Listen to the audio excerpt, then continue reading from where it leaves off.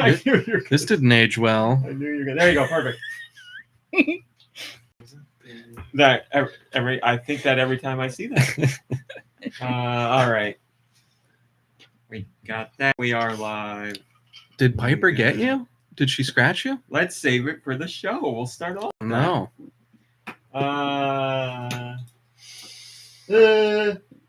Okay. 3, 2, 1. Go Nintendo Podcast, webisode 938, the Tad Bulb Podcast. Mom Brain, are you capable of this or not? 938. Here you go, Mom Tad Brain. Bulb? Welcome back. Tell us about Tad Bulb. Thank you. Tadbulb shakes its tail to generate electricity.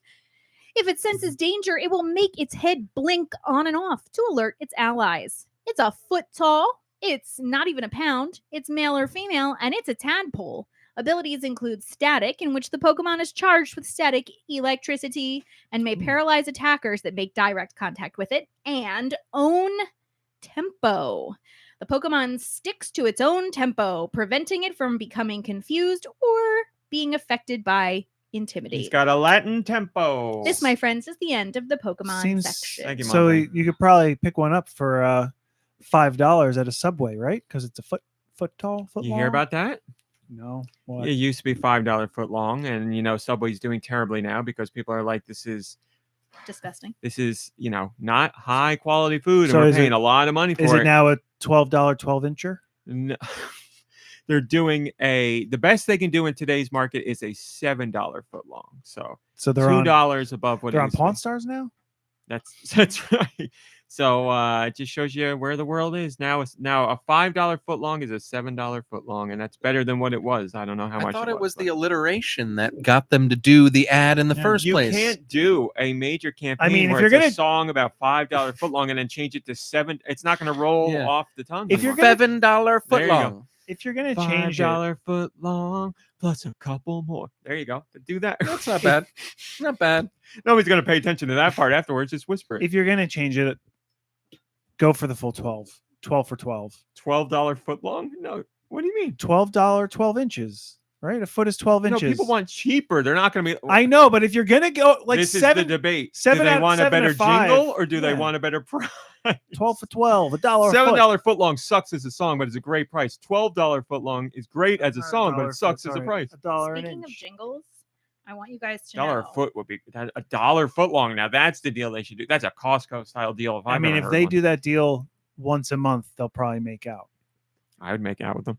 Yes. I drove past a number of highway signs today, and the two that really stuck out were the first part said hang 10, Yes. and then afterwards it said fingers off your Inches. steering wheel. Oh. Yeah. And the other one that I really particularly Hang love, them off your finger. Was it Okay. off or just on? Hang them like. I don't remember. Making sure you have your fingers think it on the was on. wheel. I think it's, yeah. Hang on. You got to over. hang on. You wouldn't want to hang off. Yeah, hang off. Although your fingers are hanging off. I don't know. People are Anyway, going to die from this message. the second one, which I liked particularly well, was All done? Yep. The first one was your neck, your back, your neck exclamation, your back exclamation. Oh boy. And then the next said protect them from impact. Wear your seatbelt. Oh, it's good. It's And good. I was like, you know what, New Jersey? We're New Jersey, You know, baby. We're And Jersey. We're It baby. Jersey, baby. And you're not. We're from Jersey, baby, and you're not. It cost I don't know, hundreds of millions of dollars to put all those signs up all over the place, but it's worth it, huh? I guess so. For the puns. For the guy These that's summer right, puns sure. have been on point. Jersey's ever since Murphy did that thing. Jersey's firing on all cylinders. Murphy's Law.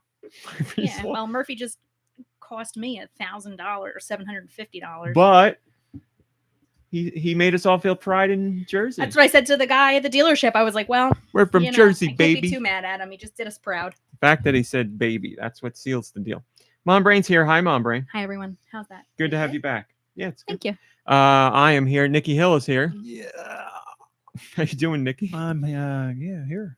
Dew is here. How are you doing? Ooh, Josh Grobot's here. Josh, my friend, how are you? I'm feeling so great. Thanks for asking. Love hearing it. Hangin' and bangin'. What have you been up to? Call of Duty, bro? Call of Duty, Call of Duty, bro. George is here. George, how you feeling? What's up? George, no. What did you get up to this week, George? Anything out of the usual? Out of the Georgianary. Out of the Georgianary, yeah. No, it was very Georginal this weekend. There's nothing wrong with being Georginal. Let me say hello to the Discord. As soon as I open it, I get so You know, I close to had doing a, everything right. I had a craving the other day, and I went to a bakery, and I got like little mini key lime pie. Oh, And it was interesting because I took like the first couple bites, and I'm like, I don't taste anything. And then, it was gone. like 3 seconds later, the tart came, and I was like, there it is, sneaking in. Hi, SD and Retsuza and Radical Defect and Drake and Ice Dilbert and Roth and Vachi and Sneaker Hacks and William and Berry Bob and what's all this?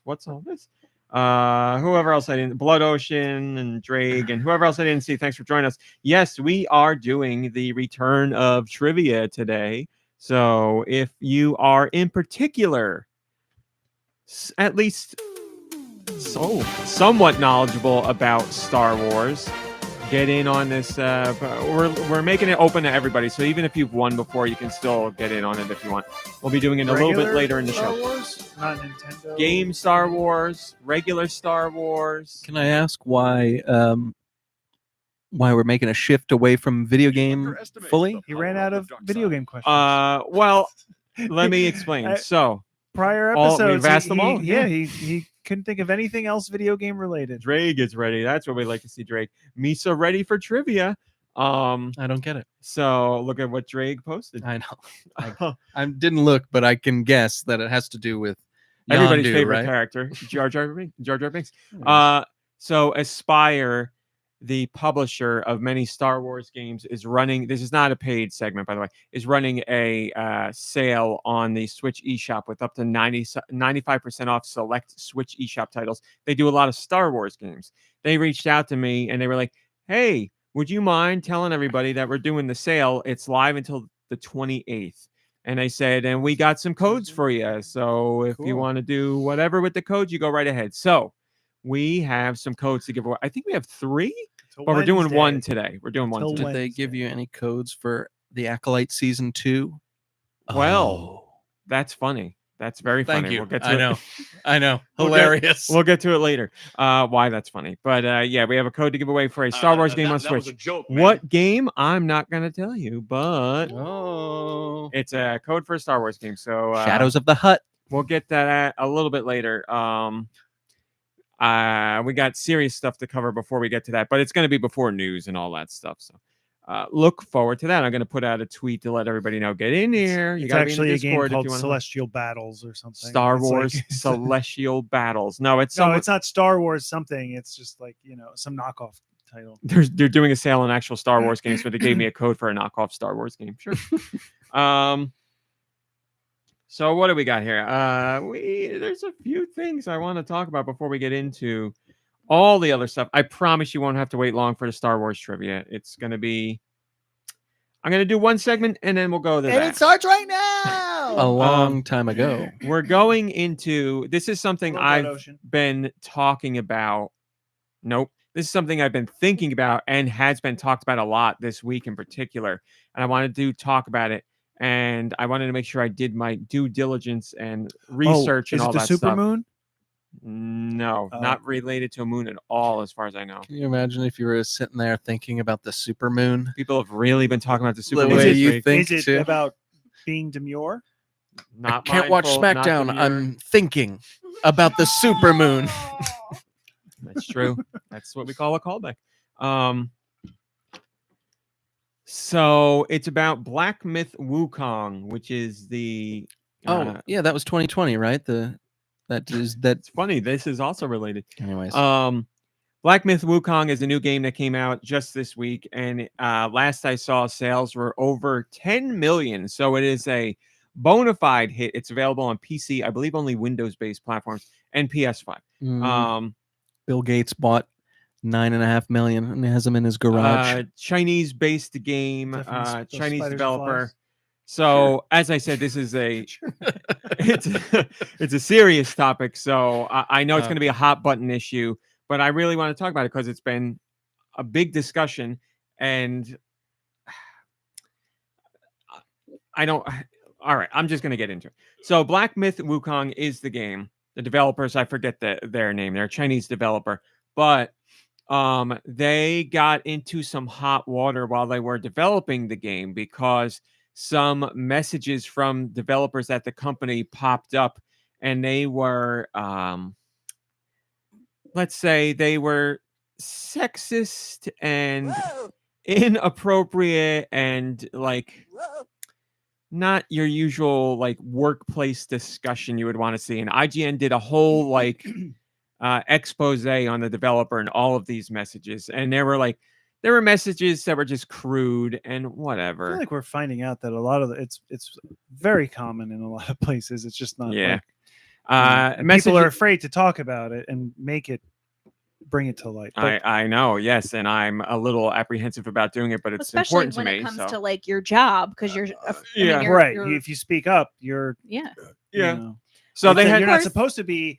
supposed to be singled out, or like there's not supposed to be any sort of retaliation. But we all know the reality of situations. I don't really have to worry about those things because I'm part of a union. Well, I do because I'm not. So IGN did a big expose where they did a ton of research and looked into it, and obviously, I want to make it very clear. I did my own research as well. I read the IGN thing, but I went all over the internet finding and reading everything I could about this, because I know there was pushback on the IGN feature because some people were saying IGN got mad about comments that were made by this developer, but the comments were made in Chinese and they were poorly translated, so that what we were reading here wasn't actually the intent or the meaning. So I was like, fair, let me look into it more. Like I said, I read everything that came out. It goes far beyond the spent the last comments that week learning. IGN was like looking into. It's like they made like pieces of media, like I'll call it art or whatever, but like that, something you look at visually and there's no other way to take it. It's not like Like the an art gets infographic thing? no, Oh. like a piece of art, like a drawing. It's like you can, I'll give you the benefit of the doubt. This text was mistranslated or doesn't come across correctly, but you can't look at a piece of art. Right. Sure, art's subjective, but if it's a crude piece of art, it's a crude piece of art. So, and my research took me to what I would call dark corners of the internet, because if you're looking to be like, what's the counterpoint to this? You go to, I was doing Google searches to find information, but they're taking me to places where I'm like, I don't want to have preconceived notions, but not exactly places I would go to get like a clear cut, like Was it Newgrounds? unbiased look at what's going on That was here. the one I was thinking of last night. Newgrounds compared to Yes. Rotten. Well, I was just thinking of like old websites that Newgrounds we is an old website. went to. sure. Yeah. Not in the same ilk as Rotten, though. Jesus. Hello, Guy Bones. So anyway, all this controversy came out, and this happened like a year or two ago, but it's been, a cloud hanging over the developer in the game. But then right before the game came out, here's the meat and potatoes of what happened. Black Myth Wukong's developers reached out to traditional outlets to give them review codes for the game, and it had the standard embargo, of course. That's how most game developers work. And then shortly before launch, they also reached out to some streamers, or streamers reached out to them. I'm sure it was a mix of both. And they were like, hey, can we get some codes for this game to play it on stream? And the developer was like, of course, well, you have to sign this embargo, or you have to agree to this embargo. And again, not out of the question for any developer to do that. But the developer's embargo, or I don't want to call it embargo, guidelines, said this comes directly from Wired. I'm quoting Wasn't it Wired like here. an NDA or something, or it's different? No, it's not. Let me read it and you'll see what it is. It says, streamers were given early codes to create content with the game, along with a few caveats, according to screenshots posted online, which were verified. Streamers who have received these instructions were told not to, quote, include politics, violence, nudity. I'm going to stop there for a second. Okay, like, all right, that you got to follow the rules of the company. I get it. And they're saying no politics, violence, or nudity. It's a little odd to say no violence when your game it's not incredibly violent, but it has violence in it. Nudity, all right, whatever. Politics, I'm like, all right, I get it. Sure, it's your decision. But then they went on to also say feminist propaganda,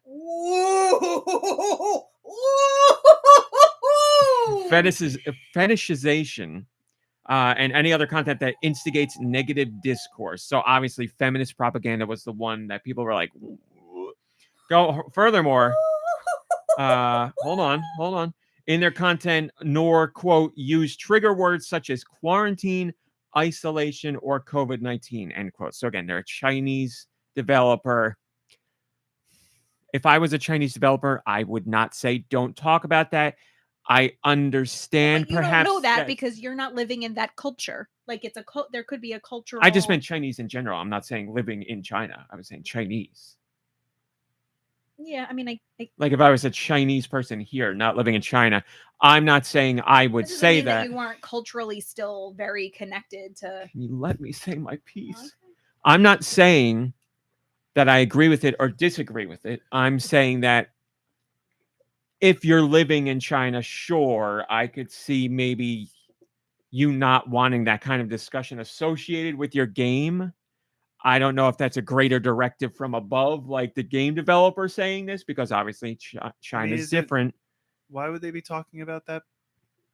What are the last three topics? Quarantine, isolation, COVID-19. What does that have to do with the game as like a Well, that could also be why they're saying that, because they're like, just because we're a Chinese developer, we don't want you bringing those things up. That could be the case too. yeah. And also, the game was developed during quarantine as well. It's been in development for a very long time. So, the topic of conversation, you have China made during COVID time. They know there's going to be people who will be like, all right, for whatever reason, are going to mention COVID-19 or isolation or quarantine or whatever in a positive light, in a negative light, just in a factual stance. I don't know, but their developers didn't want that talked about. And again, I don't want to say I agree with it, but I don't disagree with it. Whatever. If you don't want COVID discussed, I'd be like, that's a little weird. I mean, wasn't are there planning on other doing game- it anyway, are- but Are there other game reviews that have come out where people like the topic of COVID-19 comes up? It's a game review. yes, What a are we- why lot, are we- because it comes up, especially in all the games that come out now. There are topics of conversation where the developers are very forthcoming, saying like, this was developed during quarantine and it had me thinking about this in a different light and it changed my opinion on this. And our developers were working in a different environment and we had discussions differently and we handled development differently. So yes, it's a topic that comes up in relation to the game's development in quite a lot of features, reviews, previews, stuff like that, because the developers talk about it freely, or it directly relates to how the game was built, or it relates to some portion of the game. So yes, it does come up. But I think, were trying to get ahead of saying like, we don't want you talking about that Right. because, for whatever reason, they're not going to elaborate. And one more time, I'm not saying it's right or wrong. I'm saying I would think to myself, I'd be like, all right, but whatever. I'm not going to push back on it because I didn't, maybe if I played the game, I'd be like, oh, this is kind of important. Like there's something in here that would make me want to mention this. And I'd be like, oh, now I feel a little strange about this. So I don't know. I haven't played the game.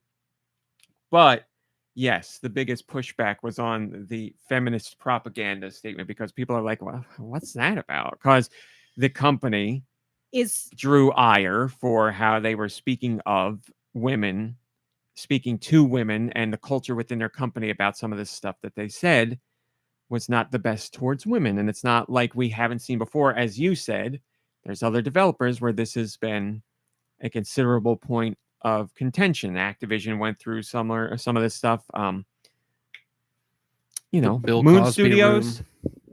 Are they the Ori? Is that the Ori developer? Something like that. Whatever they're Yeah. coming, they went through the same thing. So, yeah, that caused a whole bunch of ruckus, and lots of people. I said on the other side of the fence, people were pushing back on the outlets, or IGN specifically, saying like it was a hit piece and all that. And I did my due diligence, and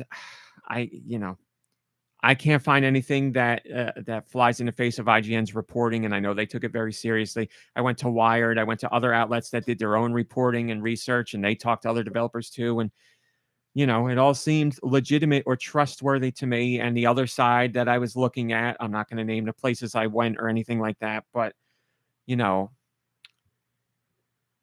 it was all about wokeness and all that stuff. So I'm I like, take- there wasn't much of a factual basis for what they were saying. It was just like pushing it. They don't want the woke culture or woke discussion and all that. And I was like, So I tried to find my path to seeing what the other side was saying from a factual standpoint, and I'm still open to learning more about that, but I did not see anything that would sway me in any direction on that. So So I just want to say real fast, my understanding of it, it's not playing the game to review, it's streaming it. So conversations come up, people are conversing with viewers, and it's a back and forth. So I understand that there's things like if you're going to be playing this game, we don't want you talking about these general things. And it's very likely with which I can understand some of it, but to highlight the feminist propaganda when they're in the middle of all this other thing, that's... And they also said they were going to put out a statement a about heavy that. hand. They also said they're going to put out a statement about that stuff, and they are yet to put out that statement. And they said that a while ago, like months and months ago. They were like, we're going to put out a statement in relation to that stuff. And what falls under the category of feminist propaganda? That was too? my question. Like, I would like to know what their definition. So the way it reads on its face, and I am admittedly radicalized, childless Catwoman. But it almost seems to me like saying feminist propaganda is almost like them saying you could not be like feminism is propaganda, period. Like with that, like, right. It's feminist propaganda to me. And that statement is interchangeable with anything pro woman or or feminist. But it could be taken the other way as well. Sure. Yes. So that's exactly the question I have. Like, what would you consider feminist propaganda? And all the things that I said, there are points like I said where I'm like, I don't know how I feel about those things. But feminist propaganda is the one that everybody was like, what is this? What's going on here? Like, and the company they could having used, all that like rhetoric or like there's a better way to word it. And again, it could be the fault of a language barrier or whatever, but you can get people to appropriately translate things. So I don't know. I'm still willing to give them the benefit of the doubt, but it is an awkward statement to put in there. But perhaps they didn't mean it in the way you think it or the way I would take it. But to specifically single out feminism anyway. It's even like the safest way for them to say, if you're going to stream this, we want you talking about the game and the experience, not everything else that's surrounding it and us as a company and everything that we may or may not have done. But like, how also do you come to the table interacting with the world, period, but art and entertainment specifically, and leave behind the lenses of your experiences? Like, I can't just... So I'm not saying that you wouldn't... I understand them saying we don't want you talking about these things, but like, I wouldn't be able, I don't think, to talk about it then, because my lens leans that like when you're interacting with entertainment and art, you're doing it through your experience. And that's what makes it meaningful to you. And that's what makes it so interesting to talk about. So, but so again, it's not about a review, it's about streaming. So people are talking and you're like back and forth with people about real life. You can still share opinions. So and also, how do you control that when you're like, if people are commenting? Well, they're not under the embargo. But what do you just ignore it and like, I mean, or you say like, I can't talk about that. I can't, and then you have to say, I can't discuss feminist propaganda, and then you become the butthead. No, you just say, I can't talk about that. Like, or you ignore it completely. I just think I think that's really... Well, here's the other thing. I think there is an argument to be made where people will have an agenda on either side of the political spectrum, where like they'll review a game and they'll see it for things that the developer never intended. And the developers will read that review and will be like, oh man, what the, like, we never thought this We never But once you considered put this. it out into the world, you lose control over. I know, but what I'm saying is I understand a developer being, saddened by that. But You also are a developer who has money and resources to come out and make a statement to say, hey, we heard what you said and like we never thought of it that way and we're sorry. Or right, you have like this Yes. platform. well, no, I don't want to say that because platform sizes are different. Like, a one-man indie team is different from the Or developers woman behind this indie game. team, I as the just case meant may be. Yes, thank you. Oh boy, I'm trying to talk about this seriously. I don't mean just a man. I'm just going with the feminist propaganda. I know you are. And I'm trying to avoid getting into that kind of thing because I want to take it seriously. Like, I don't mean just a man. I do. I mean right. I wasn't the making a common comment man. on you as a human. or a Um, woman. now I lost my train of thought. The size of the developer, their reach is going to be different depending on, whether they have a publisher above Sure. them or they're an indie They developer. also have But a legal yes, team, I'm you sure. could. It would be sad that if you put out a game and you never saw something one way or the other, and somebody associates some terrible thing with it, and it snowballs. Sure, you can put out a statement and be like, "I never saw it like that. That was never the Sure. intention. I see that now. I apologize to those who were affected by that. Like, I blah blah blah blah blah." But then that could be hi TKO. That could be the sentiment that's associated with your game, and you're like, "Son of a bitch!" Like, Yeah. I think so far the opposite in my day-to-day life, and somehow I never saw that in my own artwork, and there it is. So it would be upsetting, but yeah, you learn and you grow from it and Sure. whatever. But yeah, there's just something about a developer who was caught in this discussion, this flack, and then putting out these things and being like, don't talk about this stuff.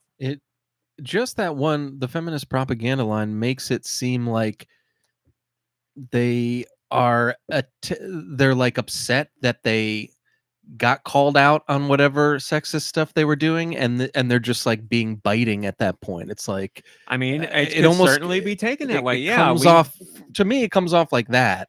That's Like, we're not sorry for what we did. It's exactly what Mom because Brain's we saying. didn't do anything wrong. It's exactly what Mom Brain's saying. Like, everybody could take it a different way. I would argue that a decent chunk of people look at that statement and they are upset by it, or like annoyed by it, or take it in a negative way. There are other people who are like, yeah, that's great. That doesn't deserve to be in a discussion. In this of the day game. and age, why would you want to be ambivalent about this? Why wouldn't you want to be just like, this is how we feel, like this? You want to be this, ambivalent because you want to play both sides. You don't want to lose anybody. Well, we should lose somebody. We should lose the bigots and the agree. crazy psychos. And I agree. I mean, God, it's like yes, insane. Yes. I agree with all that. I 100% agree with all that. But they have money too. And the they want problem to play our game. is we're talking about a developer who is in a completely different country under different rules, and we don't like sensibilities are different. And I'm not that saying is it where makes them. I could I'm not see saying a it makes path. them right or wrong or Yep. better or worse, but I am saying they may be wading into something without even realizing that the way they're saying it makes it seem that way. Just like they live under a rule over there that we can't even fathom. There's certain things they can't do or say or be seen doing without major repercussions. And we all put ourselves at the center of our world and our experience. Where's that tiny therapy dough? Right here. No, Oh. no, the little pot. So we all put ourselves at the center of those Did you eat it? things, and so we're That's it. we're likely then. Well, now I No lost my train calories of on thought. Never mind. Let's stop the show and everybody look for this Therapy therapy dough. I got mine back. You get yours back. Was that it? I thought that was tea. No, this is therapy dough. I thought it was tea as well. Oh, interesting. Well, so depending on who you are and I would where have you pointed are, it out to you if I knew that. Want some? No, thanks. Hold on to that thought. Want some? No, Okay, go please, ahead. Mom Brain. I'm not Let Mom hungry, Brain thank you. speak. it's gone. It's over. It Oh, I'm left. sorry, Mom. You Brain. just No, had it's it okay. again. It left again. It's okay. It's Night, night, probably my Gwen. addlepated female brain.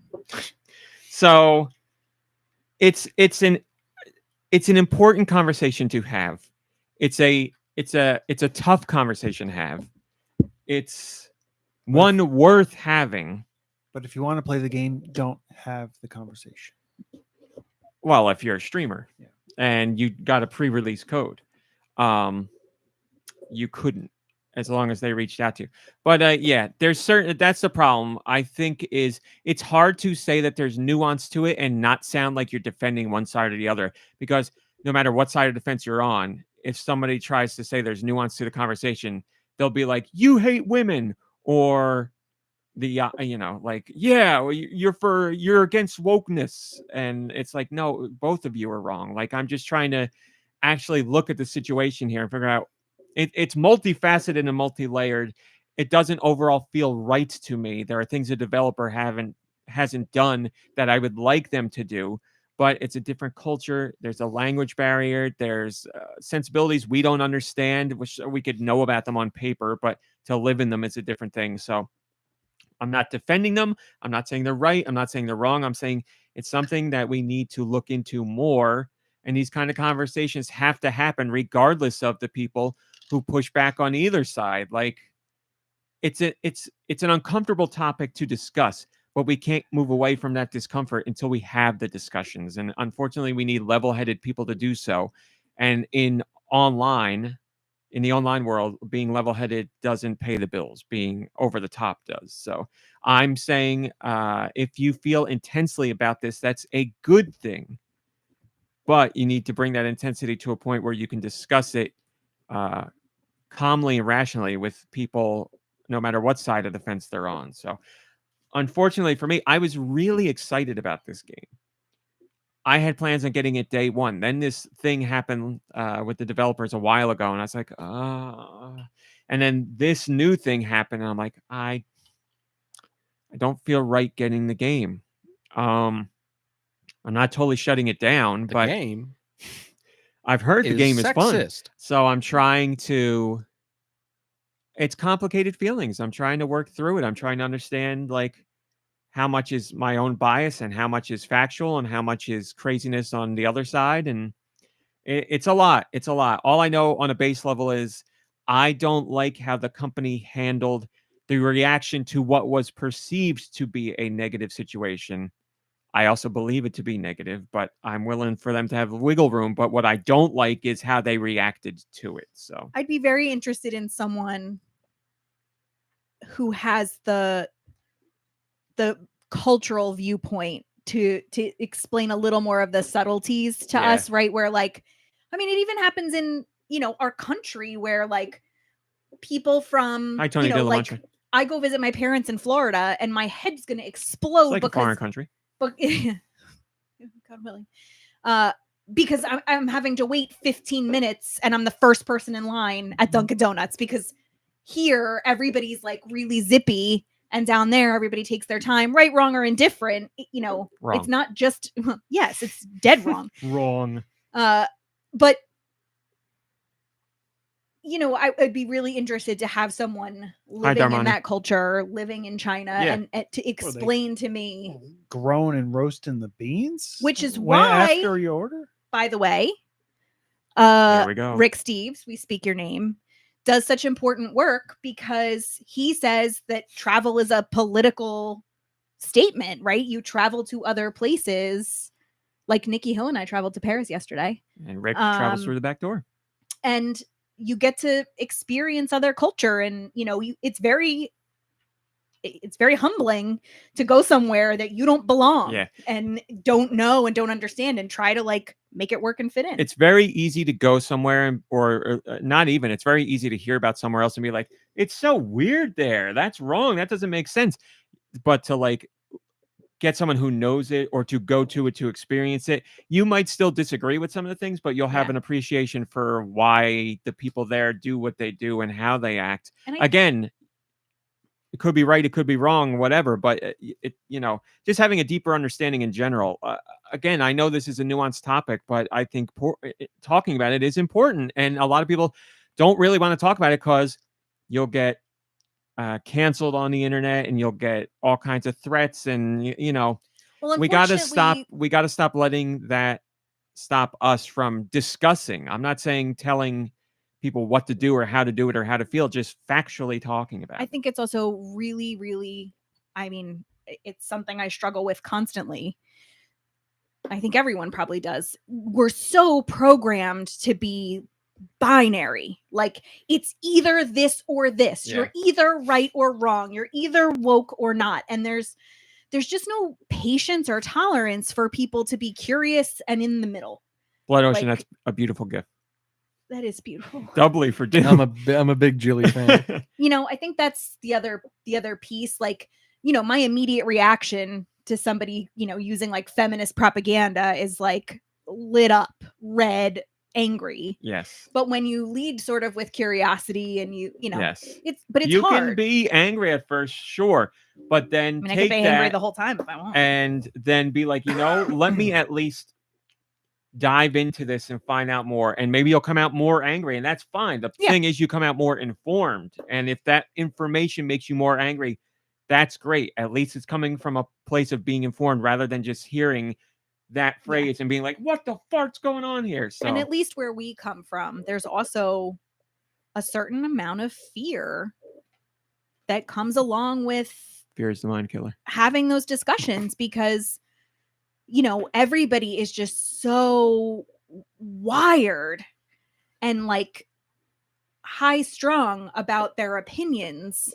and hold them so dearly that like, there's been plenty of times where we've been doing like something somewhere and Raw Meat's like, you have to stop because you're going to get us like shot.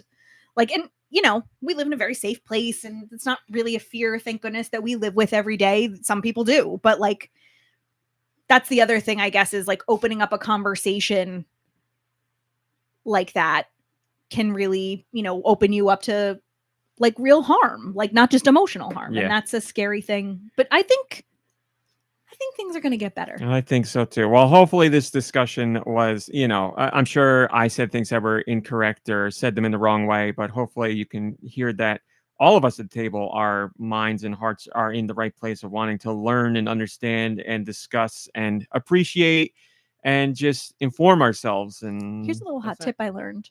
We're done being serious now. Yeah, go ahead. Little hot tip I learned is that you have to think about your impact over your intent. So if you intend to be nice or your intention is to do good things, as Mr. Feeney said, but your impact doesn't align with that, it matters that you mean well, but you have to really think of the impact of your words and your actions, and you can't just sort of sail by on like, well, I meant well. Like, you have to really think about your impact, and that's really hard to do, but I think that's a really great way to lead with curiosity, and impact over intent are two things that I have learned that sort of help when it comes to these things. Perfect for a segue. So is that like what we should have said to Thanos and stuff? Like, hey man, he's not real. What? We couldn't say anything to him. He's not real. I don't know why you're whispering. Yeah. I don't want to upset Also, him. I can't hear you because you're whispering into the microphone, not my ear. But okay. You said what? So I thought you did hear me. Why? Let's go back to the ADHD talk from last week. What? What? He's not real. Yes. Okay. But his intention It was CGI. was to make Right. life better because overpopulation and everything else. But the impact. Long story short, Mm. we're Thanos apologists on this podcast. That's what we're getting at. We do Um, have a Well, that's gauntlet what makes a somewhere. lot of the villains like really good character studies, because of the ambiguity. There's they all have good intentions, but their way of going about it is wrong. I said it was the Mhm. perfect segue, and it was. You talked about And I learning. blew it. You learned something yesterday, and I taught it to you, and you told me I was wrong, and I thought wanted you were wrong. Yeah. I wanted to be known on this podcast. So you go right ahead. All right, real quick, guys. Tell me, and I feel Just like talking to you too. I feel like Dew's really Well, let's see what Do really is. Sesame Even Street. He doesn't know. Sesame Street, Slimy, the worm. Do you Oh, picture? no. Can you picture him in your mind's eye? No, I'm picturing a Muppet. Yeah. Okay. Well, I mean, it was it's not a Muppet, but it is a puppet. Or I'll do it because you're. Oh, I can The do it. only, I don't know any slimy worm from So I guess Sesame Street. it. You won't. So when we were talking about Slimy, I really have a soft spot for Slimy. Oh, okay. And actually, Do either of you recognize him? I recognize him now that Okay. I see him. now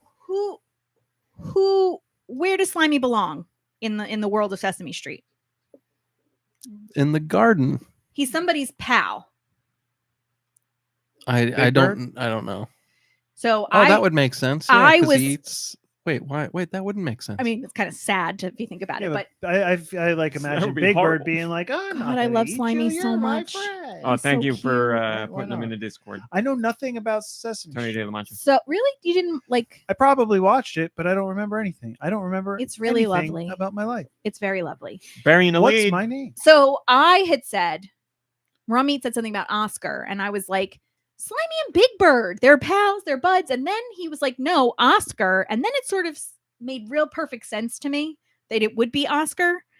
And then Ramit showed me receipts, and I was wrong. That She Slimy. was multiple times to me like, no, he's Big Bird's friend. I was like, it's not that they're not friends, but he's Oscar's friend. Like he hangs out with Oscar all the time. He also, oh no, he also, when we were reading the Wikipedia page, he likes to be read Trash Gordon at night before bed. How cute is that? I thought you were gonna say the obituaries. Like what? And It's a weird guy. Not as cute. the conversation came out of the fact that as I was doing yard work the other day, and I'll put a picture in the Discord because it's real good and You it got applies to the worms? podcast. No, there was a you know what in the front yard, A snake? and a snake, and I walked right past it and saw it, and I had to put my head between my knees. I hyperventilated, like I had to. It was that bad. That brings you closer to the snake. No, I got around back and Oh. like I started seeing spots, and I like so in the hot shed, but it didn't move. Like usually when I see one, you know, I've startled it and it moves away, and that one didn't move. So then I was like, holy crap, it's dead. And when I go to mow the lawn, it's gonna go flying. I can't handle this. So I had to have raw meat go out. It's the one thing I can't do. Like I could do bugs, I could do, vomit, all of it. Can't do I- statues. True, but I can't do snakes. And so I got a really good picture of raw meat. He brought protection outside. And it was indeed a dead snake. It was We not. never saw anything. Which I don't even believe the means- snake was there. No, it definitely was there, which means that It's inside the house. Sorry, I'm joking. It's not. I'm really You did sorry. it now. You did it now. Probably is though. it's long. It's gone. It's gone. It's far away. Far under the bed. I left. heard it crawled into your old car, and then you traded it in. Gone. That's is. probably that's definitely it. Sure. Yes. that's Did I say it. about the time I drove a kitten from here to like way far away when there were all those kittens in our old apartment complex? It On had the jumped engine? up like underneath the car, and I thought it was gone. And when I got to where I was going, Oh my gosh. it ran no. out. I was like, They always say Oh. check your engine, and I never think Poor that's a real thing. thing. So anyway, so if officially speaking, Rami was correct about Slimy. I have never taken so much pride in being right about something with Wrong. Mom Brain because she's 99.9% Mom Brain. right. But the fact that I'm right about something and it's Sesame Street related, that's like, Yeah. couldn't ask for anything better. I can't It's true. believe it happened. I cannot believe it. But now you know, you can take that bit of knowledge with you to school and teach others. Oh, I'm also going to put in the Discord a picture of the beautiful latte yummers Nikki Hill and I had. Oh. He was kind enough to bring me out for an end of summer latte yummer, his phrase. SD It says, was my wait, phrase, and Mom I'm- Brain is right wing? Definitely. Ew, God, no. Hardcore right wing. They were beautiful and delicious. And I would like to publicly thank him. Mine is going to be Hi, the one on Roddy the left, Bear. his I on see the you right. typing. All right, that's that. I put the tweet out a second ago. If you're already in the Discord, then you got a shot at this. Oh, yes. Roddy Bear, I've been so tempted to get one of those. Roddy Bear posted a picture of the Yu-Gi-Oh! Hello Kitty and Friends collab at McDonald's that's going on right now. Hi, that a- Backsuit Studios. Good to see you. Is that a Happy Meal? That thing looks huge. It is a Happy Meal. And What are that's they giving away? Full 12 what are inch, they giving away? 12-inch tall figurines. I It looks should, like the box isn't folded properly. I yet. do want to get one, SD. I used to watch Yu-Gi-Oh back in the day, and I'm not against Hello Kitty. So, all right, we're doing the Star Wars giveaway. It's one lucky person with the chance to win a Star Wars game on the Switch.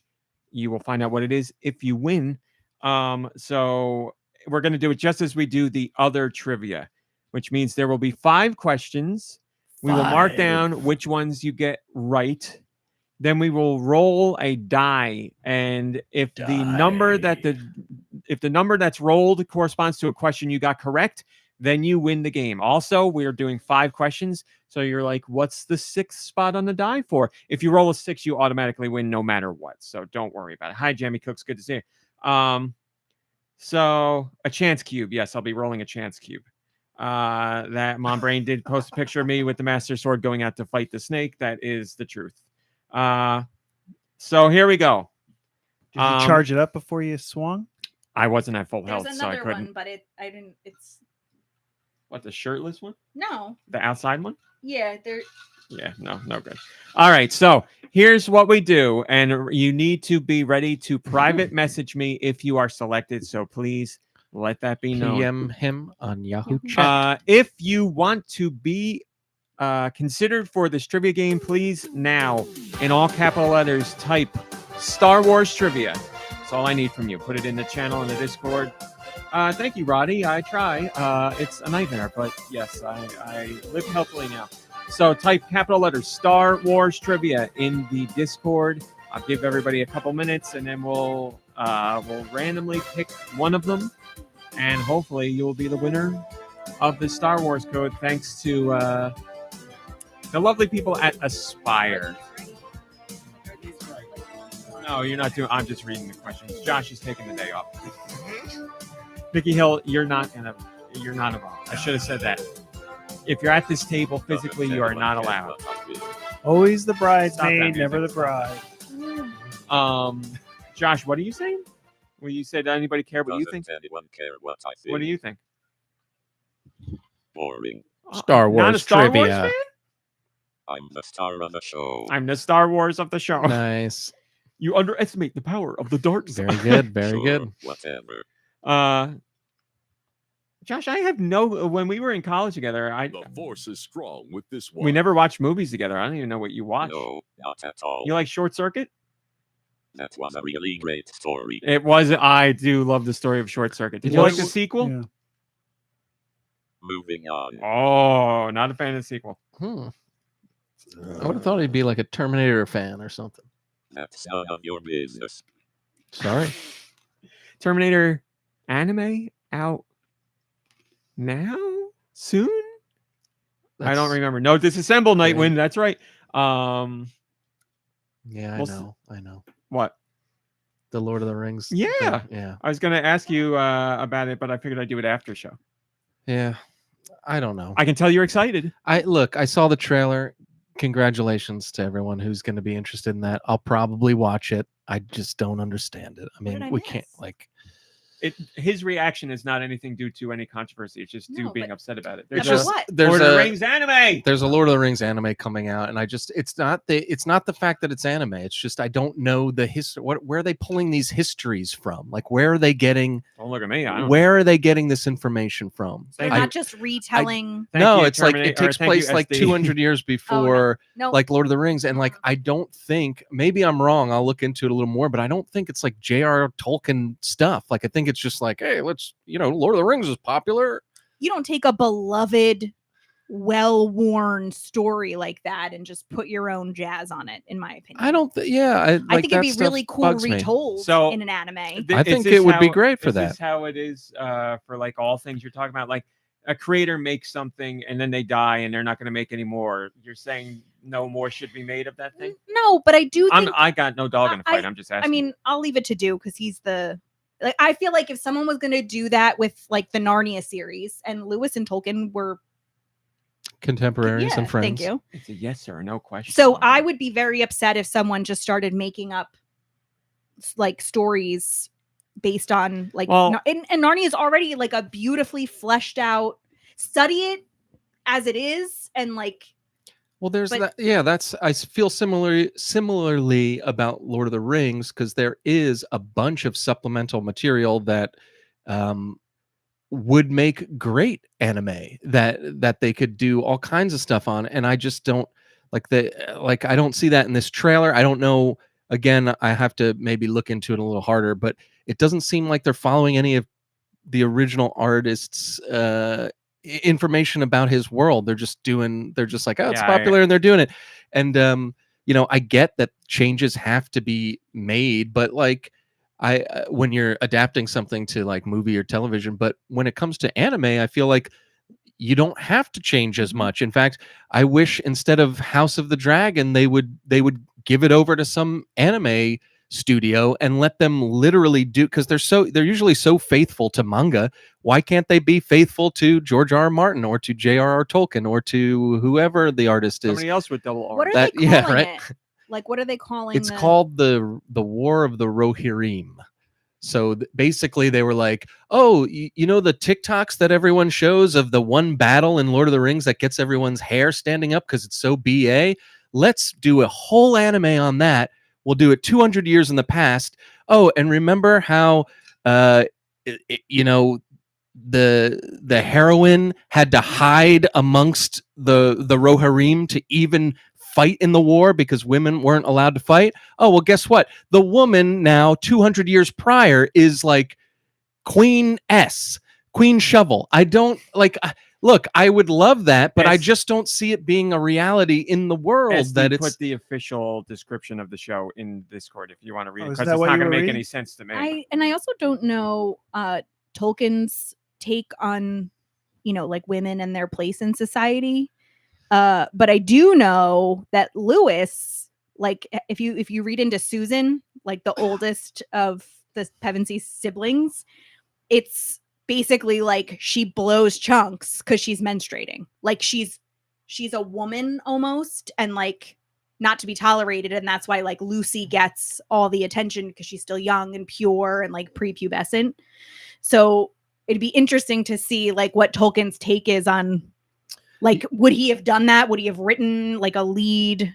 Yeah, I don't think he would have. He famously like wasn't that great at writing women, and I think he steered away from even trying to. Which I And can admire. Like, yeah, if it's like it kind of feels like I don't know how to write well for the characters, so I'll just kind of I won't, and I'll let you Yeah. know the actions speak for themselves, kind of thing. And you know, he does have a couple of strong women characters, quite a few, yeah. but he just doesn't really go from like their point of view or anything like that. Yeah.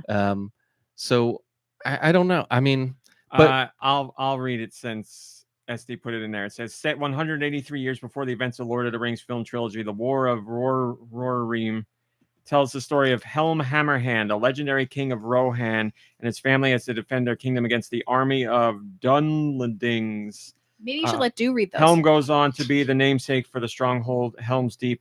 He says, apparently it is based on Return of the King Appendix A2, the House of Eorl.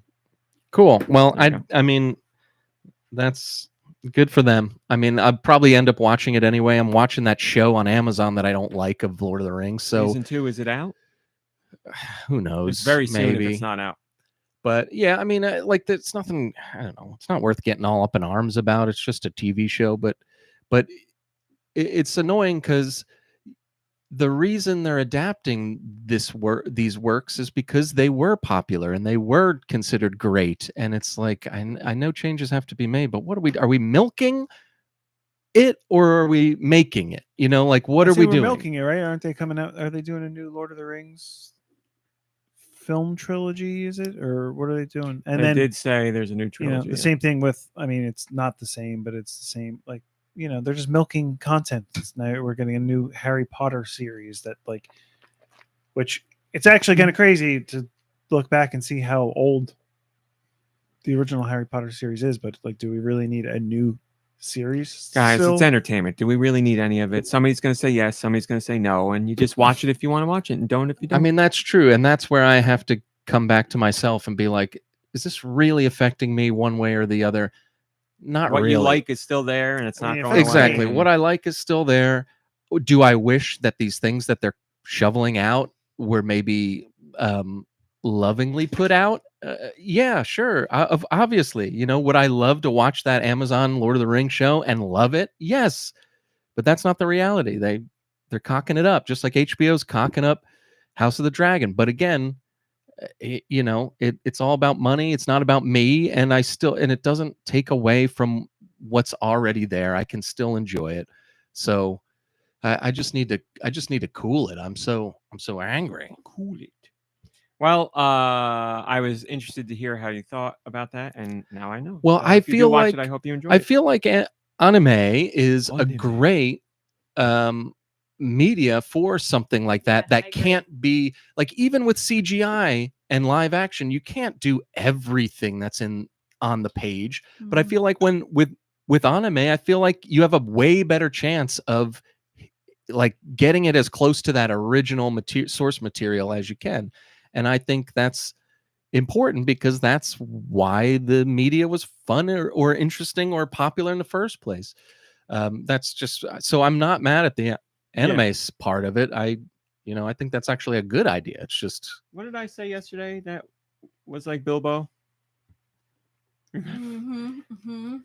Well, that's Well, anyway, sweet Bilby. And Well, I said, Radical I said, I Defect was like, isn't said- that a Hobbit? that's how I feel. Radical Defect said, "This is somewhat cynical of me to say, but like we're making an entire anime based on an appendix someone wrote 50 years ago instead of like a new idea." That's the thing for me. They'll like people are just taking like fragments of ideas or something and then fleshing it out into something that's not like they think they're doing it in like the same way that the author originally intended. I mean, we saw it with Game of Thrones, the first series, where the author didn't finish the series, but these guys are like, we're going to take real good care of it. We're going to treat it exactly how George R.R. Martin would. And then they went off and did something, and it was just like, yeah, and then they but got again- bored of themselves. But and again, wrapped like, it up. Yes, there was a large negative pushback on that, but there's still people who say that's the greatest show ever, and they don't have the complaints others do. So that has to be the beginning and the end of it. It exists. You decide how you want to interact with it. If it makes you so mad that you can't stand it exists, then just don't watch it or don't read it or don't look at it. And for if- me, if it's you're it's a open to it, personal then thing watch for it. me because of things like the amount of things that don't get greenlit to be made and stuff like that because of the financial reasons. But because this is Lord of the Rings, 100% it's going to get greenlit, and it could be the it could be Portland. I don't want to say poorly developed, but like they might not give it a wholehearted treatment or something. Like they might just kind of get it out there because they know it's going to make money or at least pull in viewers and ratings or whatever. Where there's other things that are good ideas that get scrapped or thrown away, or how about completely made and then canned because it's a tax right, like things like that. The decisions that are made are hard for me, especially because I'm trying to work in the industry and there's not a lot going on right well, now. And, again, like, that the blame with that comes with sure the creators and the publishers and the organizations, but the blame also comes from the audiences too, because they these big firms make things based on existing properties that have been successful because they know there are people yeah, but there's also who are things more that have likely been. to not see that stuff because it isn't associated to those properties. But what about the things that have been? I mean, from what I thought, very successful and still scrapped because it's too expensive or whatever, despite the fact that it was one of like the more successful IPs. You're talking about the Dark Crystal? That's one of them for Yeah. sure. Well, again, like there you go. They did that because Or they games, it had an there's IP. games that are made and like I don't know, I guess they The don't sell money. well, but they're You know, That's what and they again, need. success is based critically different on who you are. Like audience success versus monetary success. They're one is factual and one isn't. So it's they do things with IPs that exist that are popular because that's a safer bet than going wholly original. But there's been wholly original things that are breakout hits. But just as like a rule, it's safer to go with something established versus not. But that can, if there are established properties that have subsequent episodes or movies or whatever that are of lower quality, then that makes the property lower as well. And then those projects won't get greenlit as much. So it's all, it all folds into each other. All right. That's that. Speaking of properties, licensed properties that get a lot of installments, we're doing our Star Wars trivia. SD has been chosen as the trivia player. SD, I wish you the best of luck. Here's how it works one more time. We are going to ask questions. When Mom Brain, once the question is over, you play your question music. That's a good question. SD, you respond to me in the private Discord message that I have with you. You give me your answer. I need your answer before the music ends, and we will keep track of whether you get it or not. And that's pretty much it. This is going to be all Star Wars related questions, but game Star Wars and movie Star Wars and what whatever. is the big villain of the first Star Wars movie's name? That's not a real question, by the way. All right. SD. Question number 1. What was the name of the first Star Wars game on the Super Nintendo? What was the name of the first Star Wars game on the Super Nintendo? There were many Star Wars games on the Super Nintendo. But what was the name of the first Star Wars game on the Super Nintendo? Need your answer 10 seconds. by the end of the music. I have nothing but the greatest faith in you. Their answer is Super Star Wars. Is that correct? Oh, okay. Thanks, Josh. Yes, that's correct. Right away, Josh. You're a little quick on the draw there. Josh has a hot date tonight. SD, you are 1 for 1. Question 2. What's the name of Jabba the Hutt's pet who sat by his side on the dais and is known for his shrill laugh? That's a perfect example. The name of Jabba the Hutt's pet. Sure, you'd say friend, but they weren't really friends because he had him chained up, but he was always there. SD has already given an answer, so you can stop the music. SD says Salacious Crumb. Is that correct, Josh? That is correct. That is correct. The best name ever. It's a pretty good Salacious name. B. Crumb, but yes, Salacious. Wow. Salacious B. Crumb is the grandest Go name. ahead and tell the story. We know you love it. What's don't the have time story? for I it. don't remember. That like the writers Oh. were at a bar or something, and they were getting drunk, and they were just like throwing out silly. They were listening Like- to Jizz, and they were throwing out funny names. Yep. Salacious B. Crumb is the name of a they're cat. Like, It's a great name. they were calling each other like silly slurs, like that they Yeah. were making up. And Salacious B. Crumb came out, and they're like, "That's it." Question number 3, SD. What is the name of the protagonist in Star Wars The Force Unleashed? The main character in that game. What is their name? It is not Salacious B. Crumb. Suk Skywalker. Dexter They Jettster. have a name. What is the 10 protagonist's seconds. name? You have 10 seconds. I'm Darth Nihilus. SD has. Oh, they're typing. Okay, they We'll said. give it to him. They said Galen Marek. Is that correct? That is incorrect. I'm so sorry. Their name was Star Killer. Oh, Star Killer. Unless, AB. I'm gonna do a double check because That was I don't. Luke Skywalker's original name, right? Yes. Oh, that- yeah. That is correct. Well, like in development. That's right. He says that's Star Killer's real name. Yes, I'm that a is star Star of a Killer's show. real name. So Oh, okay, we'll give it to whoa. him. That is correct. Wow. That is correct. That's why I just looked That to is make sure. correct. The Wow. questioner has become the questioneed. The questionee What has rules? become the Sons of Googler. bitches. I could have said real name or I don't know what you call it, his fake Not name, gonna lie, whatever. I'm He sweating knows a Well, not we'll give it to to you. We'll use give it to you. Google, right? To look up these answers. I think that's supposed to be the case, but it is what it is. Number 4. What's the name of the 2024 Star Wars show that was canceled after one season? If Oh, you're listening to this podcast, you already know that answer. It's funny. The Googling question came up. The Googling discussion came up just now, and SD said, I find your lack of faith disturbing. So that's funny. SD has answered. They have They said Googled what's the best comeback to Star Wars related comeback. their and answer was Acolyte, but then they corrected themselves and said The Acolyte. Is that correct? Oh, That is correct. That is correct, SD. You are right. the What about the other acolyte. one, though? The Is that still going? The other one got canceled too, though, right? The Obi-Wan Kenobi one. I don't think that was ever meant to be more than one. We season. never got. Yeah, this was very Mm. clearly meant to be more than one. What about the season. other gal? The Just the using Mandalorian's the names only would be other great. I one. don't know. I don't know her name. Ahsoka Yeah. was Yeah, Ahsoka's got a season 2. yeah, Oh, yeah. they Good for her. Good for them. Yes, SD says it ended on a cliffhanger. Yes. And number 5, the final question.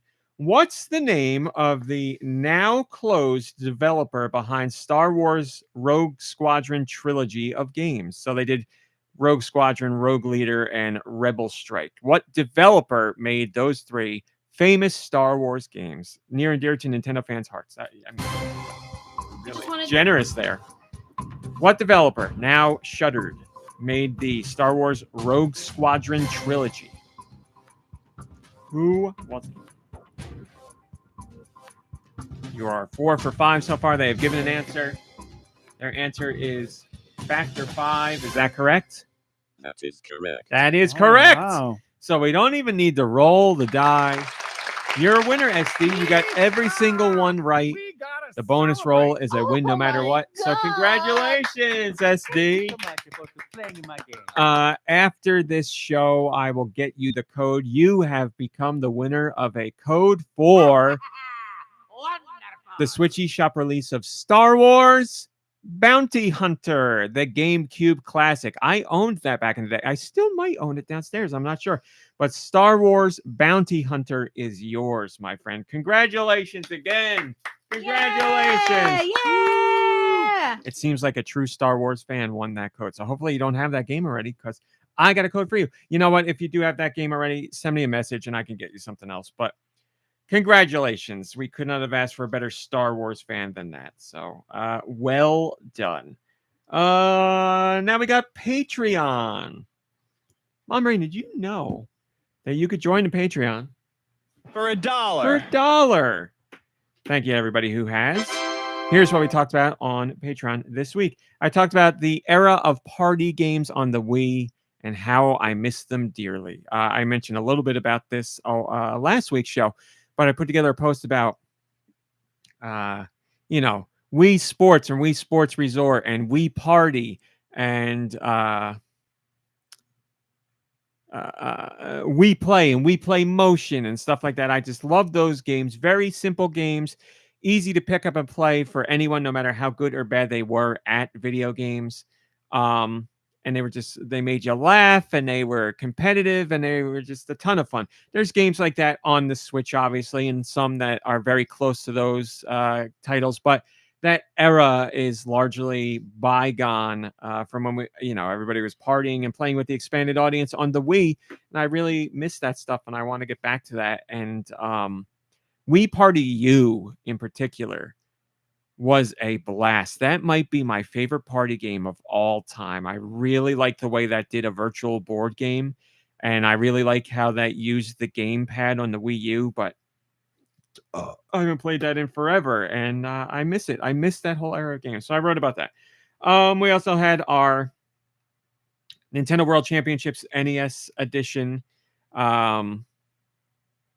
challenge. We're in our 5th week of challenges. The latest challenge is in Donkey Kong, and it's the Jumping Jacks challenge, which is getting to the end of the 2nd level in Donkey Kong as quickly as you can. The current winner is Guy Bones, or the current person in the lead is Guy Bones, with a time of 11 seconds and 86 milliseconds. I believe that is 2 milliseconds off of the world record. Wow. I believe it's 2. So again, if you're over on Patreon, the post has a link to their YouTube video of them achieving this record. Guy Bones has been killing it in these challenges week to week. William George has been doing excellent as well. We got some competitors over there on Patreon, so you still got a day and a half to get in on that challenge if you want. You can do it, as I said, on your own. You don't have to be a part of Patreon. The Jumping Jacks challenge in Donkey Kong. J-Jacks. 1186 is the time you're looking to beat. I'm going to skip that one and save it for last. You're welcome, SD. It's my pleasure. He's got to hit the road, but he will be listening. Well, thank you, SD. I'm happy we could help you win a game today.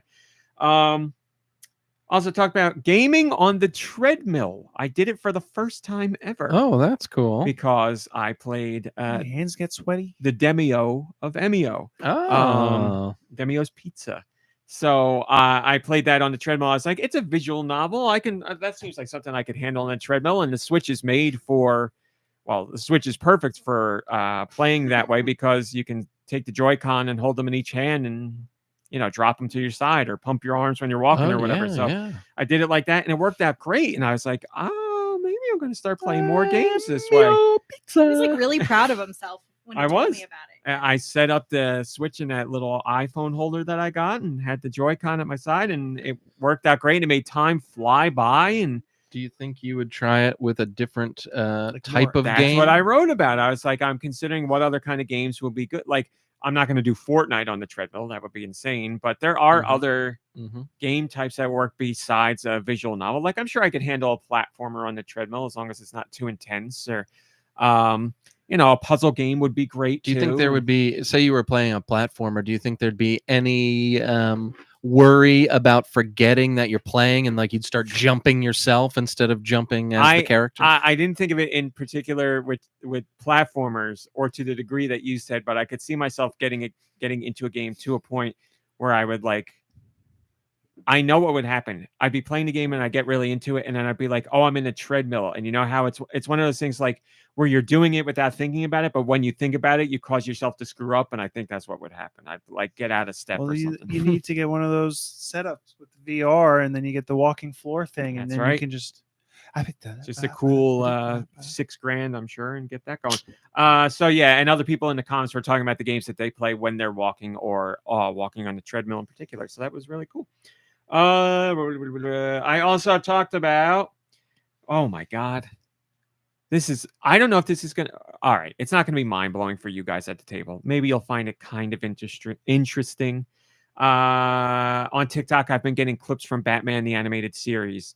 And I got a clip of the episode. There was a 2-part episode about Two-Face. I'm talking about the original series, and Two-Face becoming Two-Face. And it was like it was like a 7 or 8 minute clip from the first part of the 2-part episode. So you see Two-Face at a gala where he's losing his mind and he's getting mad at everybody, and then he goes to therapy and he's like He throws that she, chair through the window. Yes. So she awesome. puts him to sleep and he wakes up as Two-Face basically. Bad Harv, Big Bad Harv. Big Bad Harv, yeah. Yes. He throws the chair through the window. It's great. It's It's Loved really it. great, It was isn't it? really good. Have you watched it recently? It came up It on came TikTok. up on your TikTok. Oh. I watched the whole clip and I was like, "Oh man, even I better couldn't than stop remember." watching. Yeah, I don't usually watch like those whole clips on TikTok, Yep. but I was like, I was like, It I haven't was seen this great. in forever, It and it was was great. awesome. And just like the shadows and everything like that. I Yep. want to find like a creepy high rise where it's always raining psychiatrist that only does appointments at night, because that And seems to hypnotizes be people, yeah, yeah. like what is up with that? Yeah. It's like the scariest. your shrink appointment's ever. tonight at midnight, and it will be raining terribly. And I'd love to speak to Big Bad Harv if that's okay. And the windows upstairs, are very low fragile. quality. Yeah, very like fragile. Yeah. exactly Art No Deco. Yeah, it's just like By the way, this is separate from what I wrote about, but you know who voiced Two-Face? I didn't know until that TikTok Neither came did I. up. It's Bull from Night Court. Yeah. Oh wow. I was I- like, because when I was listening, I was like, I recognize that voice, and I went to the comments, and somebody was And like, people this were is, I was like, "He's the "Ah!" king," and I was like, "Who?" And I was like, "I know Great. that name." And I clicked, and I was like, Yeah. "Bull, what?" That was great. I But love that anyway, stuff. as a kid, I remembered the show being really well animated for much of the episodes. And as I watched this episode, you said the shadows and everything. I was watching it and I was like, man, that's a really nice looking clip. I was like, back when, our American animation used to take itself seriously. And I was watching the clip again and I was like, something's up here. Mm. I watched it and I It's watched the AI. way things were animated. And I was looking at it, I was like, I think this is anime. I was like, this looks like anime. Mm. So I was like, let me go down the rabbit hole. Warner Brothers Animation was behind it and blah, blah, blah, blah. Oh, so that was I in was the like, rabbit hole. The Warner but Brothers of the Bugs Bunny. Who was Warner Brothers Animation really working with, though? I was like, was Warner Brothers Animation here doing it? They weren't. They Mm. worked with TMS Entertainment, one of the most prolific Japanese animation studios back from that era. So I was like, oh my, like, I don't know who did these. I'm just listing them off, but like G.I. Joe, Transformers, Thundercats, all of them, that was anime. That was anime as we were kids. They were done by Japanese animation studios. You wouldn't traditionally call it anime, but it was very much anime. I never included Batman, the animated series, in that. And it was Warner Brothers Animation, to my understanding, did hardly anything outside of just like the spec sheets for characters and like the storyboards and stuff. The animation was done by a lot of prolific Japanese animation studios. Somebody on Patreon told me Studio Ghibli did one of the episodes. Oh, cool. Which is insane. But I was like, holy crap, a show. I was like embarrassed that I was embarrassed that I didn't know that it was anime because I know that stuff. But then just watching that episode, I was like, that has a lot of hallmarks to anime. And then I found out this TMS Entertainment was behind it. TMS Entertainment, you name a cartoon from when we were kids, they were involved. Like Ninja Turtles is another one they did. Like they did them all. We were watching so much anime and we didn't even know it. And my mind was blown that Batman was included in that. They did Superman too. So crazy stuff. I'm a little upset I didn't get that in my TikTok feed, but you know what I did get a while ago? The with Harvey Dent from The Dark Knight. That it's like my mind is blown that the Joker wearing a surgical mask, like Harvey Dent doesn't realize that it's the Joker dressed up like a nurse until he takes the surgical mask off, and then it's like, oh my god. Well, it's like, you know, Superman and glasses and stuff like that. It just you take something that takes you a little bit out of what you're expecting, and you're like, who is this? I don't Man, know. this nurse's makeup is really ridiculous. Oh, rough day on the job. I also talked about you'll know why I talked about it. I talked about, for lack of a better term, gamer talk, the gamer cadence, gamer speak, whatever you want to call it. Go ahead. It was there you go. That's it. Perfect. It was a really great conversation because a lot of people, were like, I've seen this and I also can't stand it. Or they were like, I've never heard of this and never knew about this. So I was very interested. Yes, gamer speak is a cadence that you hear in a lot of streamers where they will, it sounds like this, going to pick up here, this thing, go over here, there's ammo, there's a guy over here, he's down, get Thirsted him. There's shield over here, there's two, get him. That's what gamer talk is. Very quick, usually doubling up on what's said, but the most important part is the up talk, the upswing in your cadence at the end of every single sentence, and it drives me I thought that was just up the wall. YouTubers and streamers in general. Well, that's what I wrote about in this thing. I was like, I know what gamer talk is, and I know it's prolific, and I imagine lots of people do it nowadays because of streamers. But where did it come from? What started it? Was there one particular streamer who did that all the time where it really took off? Like, I need someone to do research. Back in 2002. Dickety two. Or the late 80s for some of us. Yeah. What are you talking about? Who went for speech services. Oh. So it's like, I need somebody to do research and figure out where this came from, because I know, I would imagine I know how it got big through streaming and the prevalence of streamers and YouTubers, but to tell you the truth, YouTubers don't really do it unless they're playing games. And no, but like way back when we had a speech class, like, right, there was always taught not to go down at the end. You always want to go up. Well, but up talk So- is only that's- one part of it. Like, I know there's people who do up talk, but every sentence usually isn't up I talk. believe that's- There's a lot of it, but Your prosody, I think, is the technical Are we phrase. back to Rick well, the Steves? common vernacular is up talk. Rick Prosody? So His I prosody? was His writing about like prosody is His prostate. where it came from, and I don't know, and I want to know, and if I had more time, I'd love to go down that rabbit hole and try and figure out, like, because I did research, or I tried to do research to find out if somebody could say where it came from or what it stemmed from, and I didn't find anything other than it became prolific because of streamers. But yes, but where did it start? What got it going? Was it streamers, and what streamers? Like, how? So it's one of those things. If you didn't notice it before, you might notice it now, and it may drive you up the wall. So I apologize, it but drives me nuts. I'm not mad at the people who do it, and I wouldn't yell at them and say not to do it, but it's just something I can't handle. I can't take it.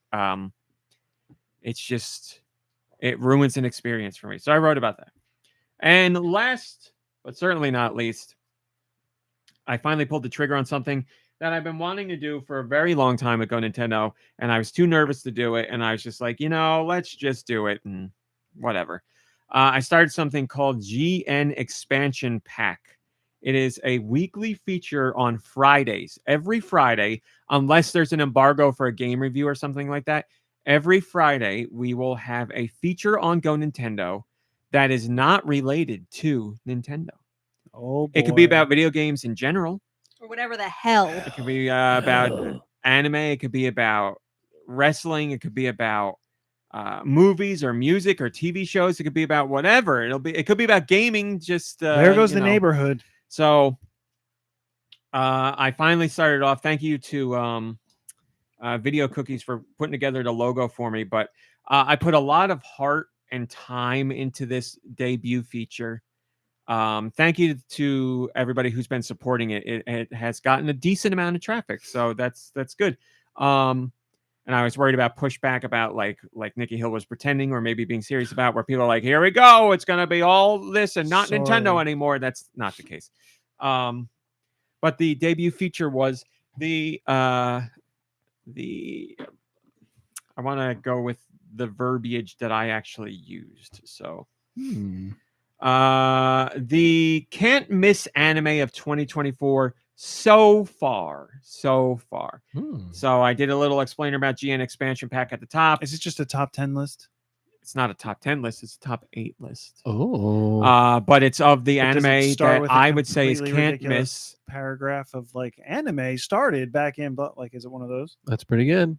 Is it one of those? You're getting back to your roots. I mean, I gave a thing about how anime got started. Oh, Yeah. okay. But you There can you hit go. the jump right away to go to the list. So, Is this a top story?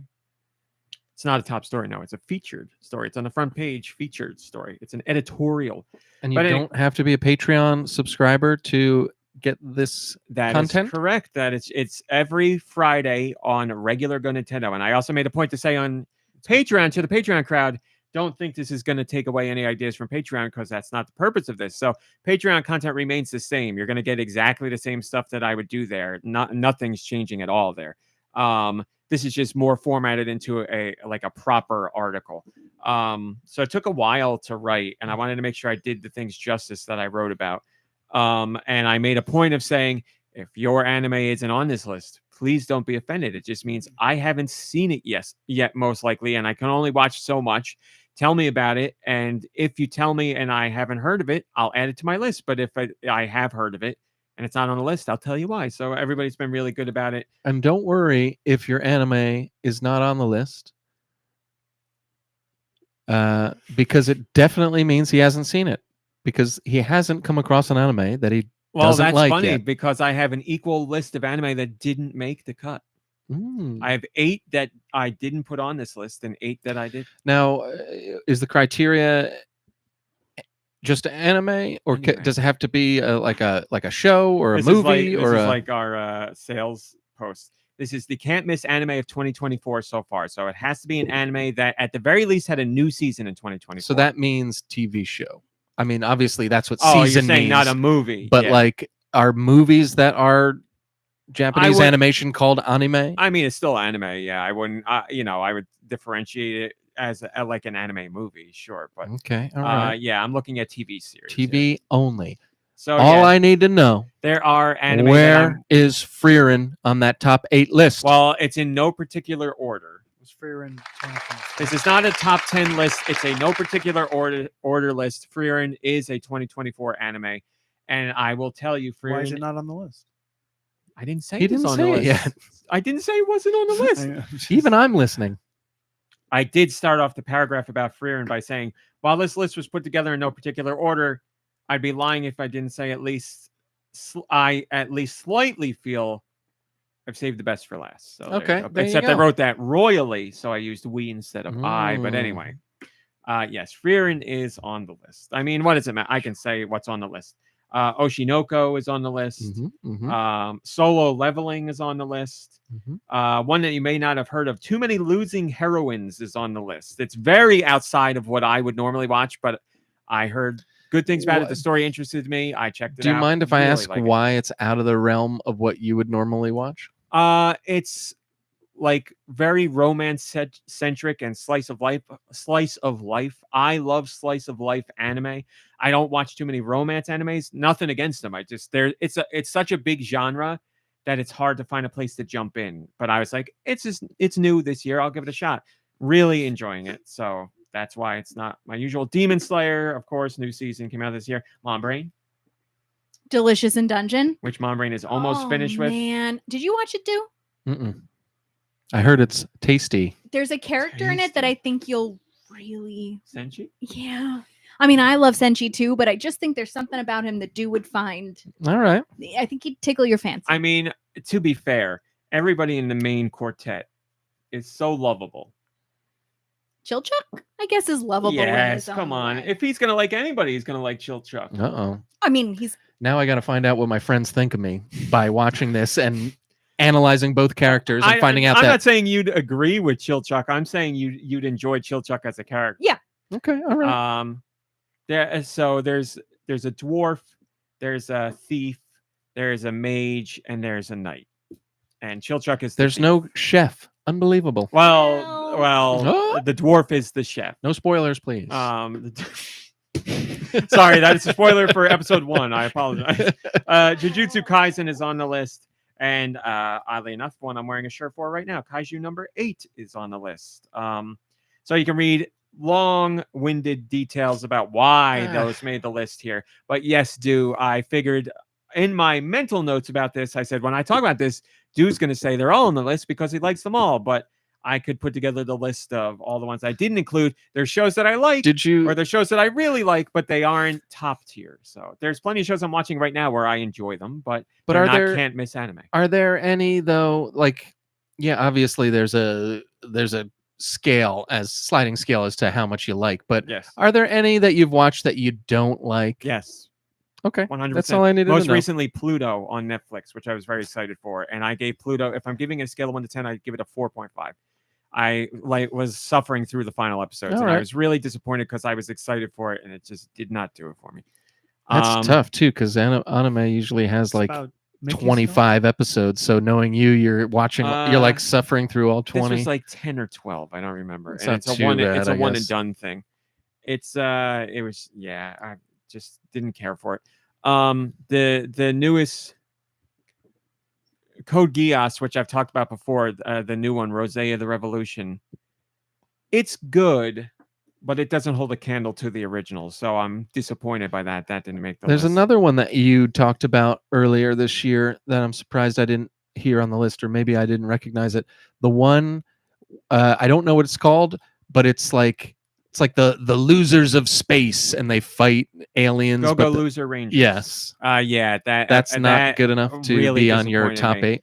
The first 2 episodes were great, and then it was like really meandering and really what I feel it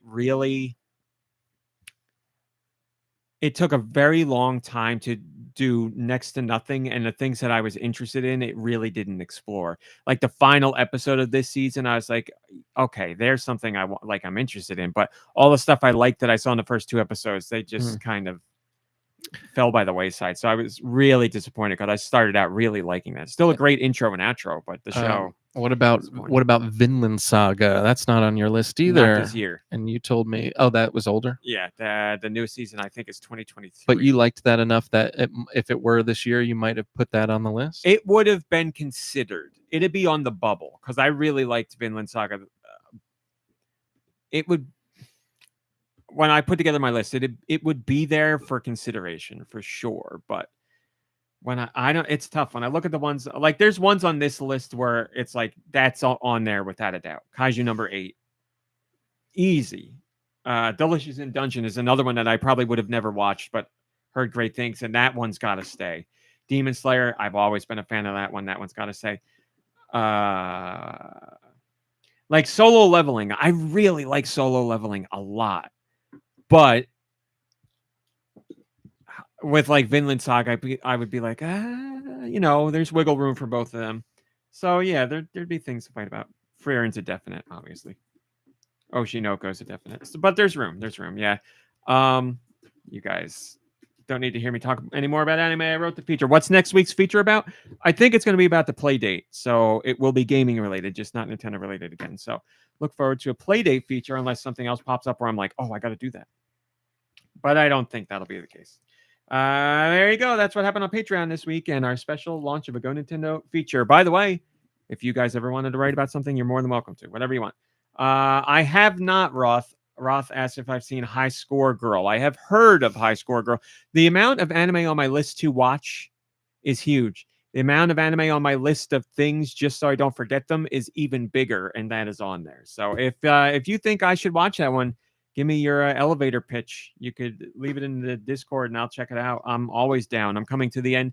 boy, am I waiting for Sunny to be over. I'm like, let's get this show out of here. Like, I just don't care anymore. I don't care at all. My sister's watching it, and I didn't tell her how I felt, and she was like, I'm watching Sunny, and I just don't care. And I was like, I don't "Ah, care. I said, Oh that's my how you God. feel, and I said, that's how I felt It too. took So me days to get the strength to watch, and they're short episodes, and They it feel took me long. forever They to just feel put on the latest episode. And I was like, I hope next week's the last episode. I thought the same thing when I watched it this week. Did you try Bad Monkey?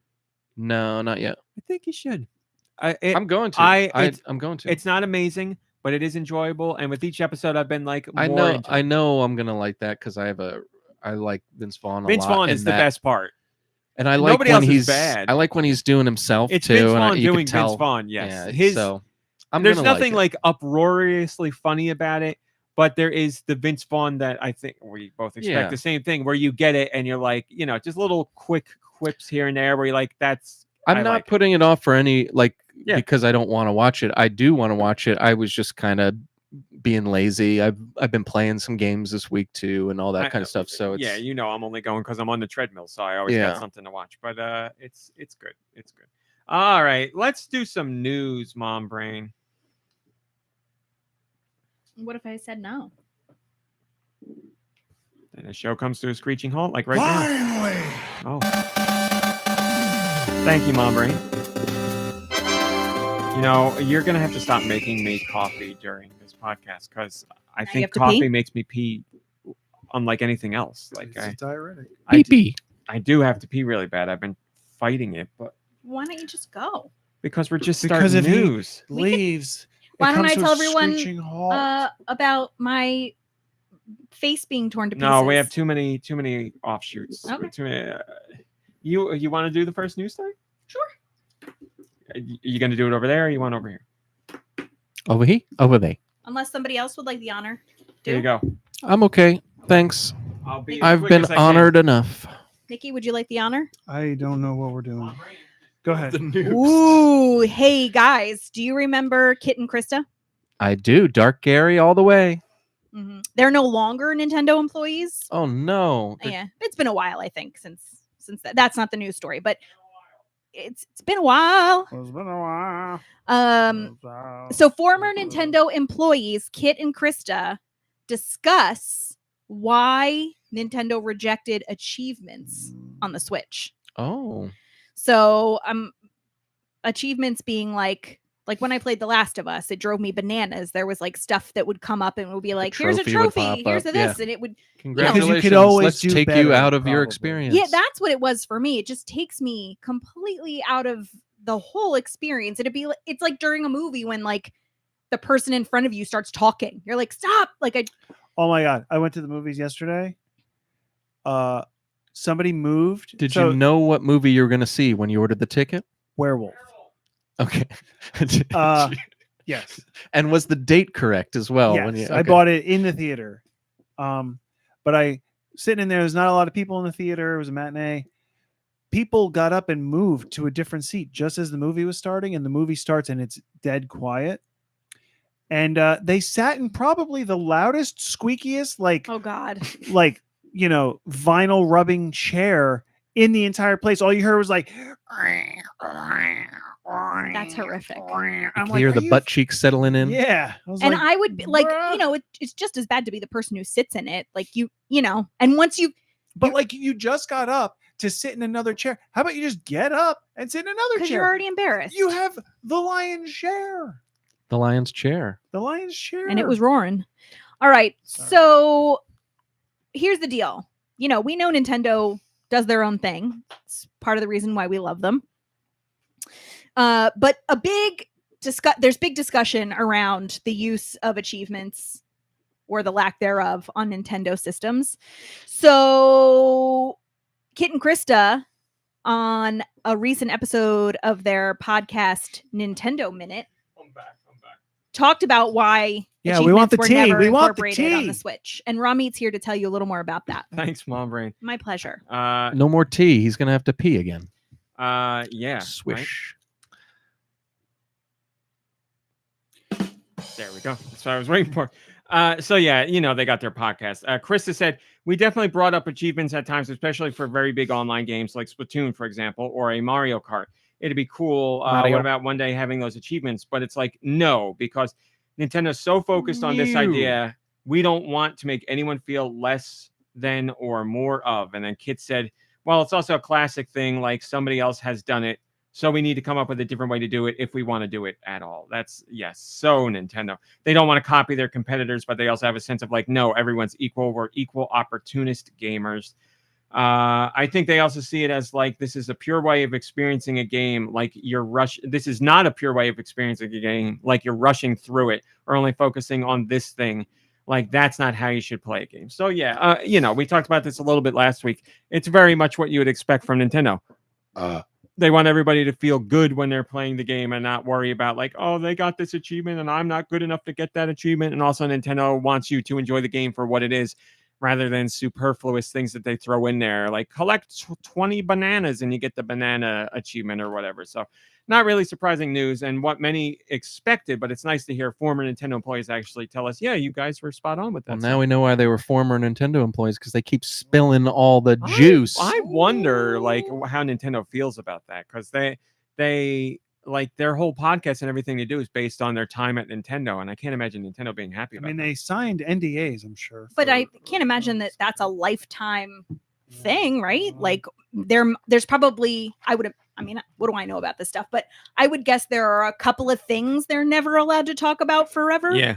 But well, if anybody knows the rules of what they can and can't say at Nintendo, it would be these two because they work there. Vin Loria says, I don't know what Nintendo's hesitating about. Rules, we already have a unique achievement system in several Nintendo games already. Use the Sakurai grids. Just make them system-wide. Yeah, Sakurai's come up with his own kind of achievement style stuff, and I know people really appreciate those, so put that in all games, sure. But I think more so... What's Sakurai's achievement? Like statues and like... No, it's like he said, a grid-based system where you like unlock things based on like, play 10,000 matches or whatever. What about like...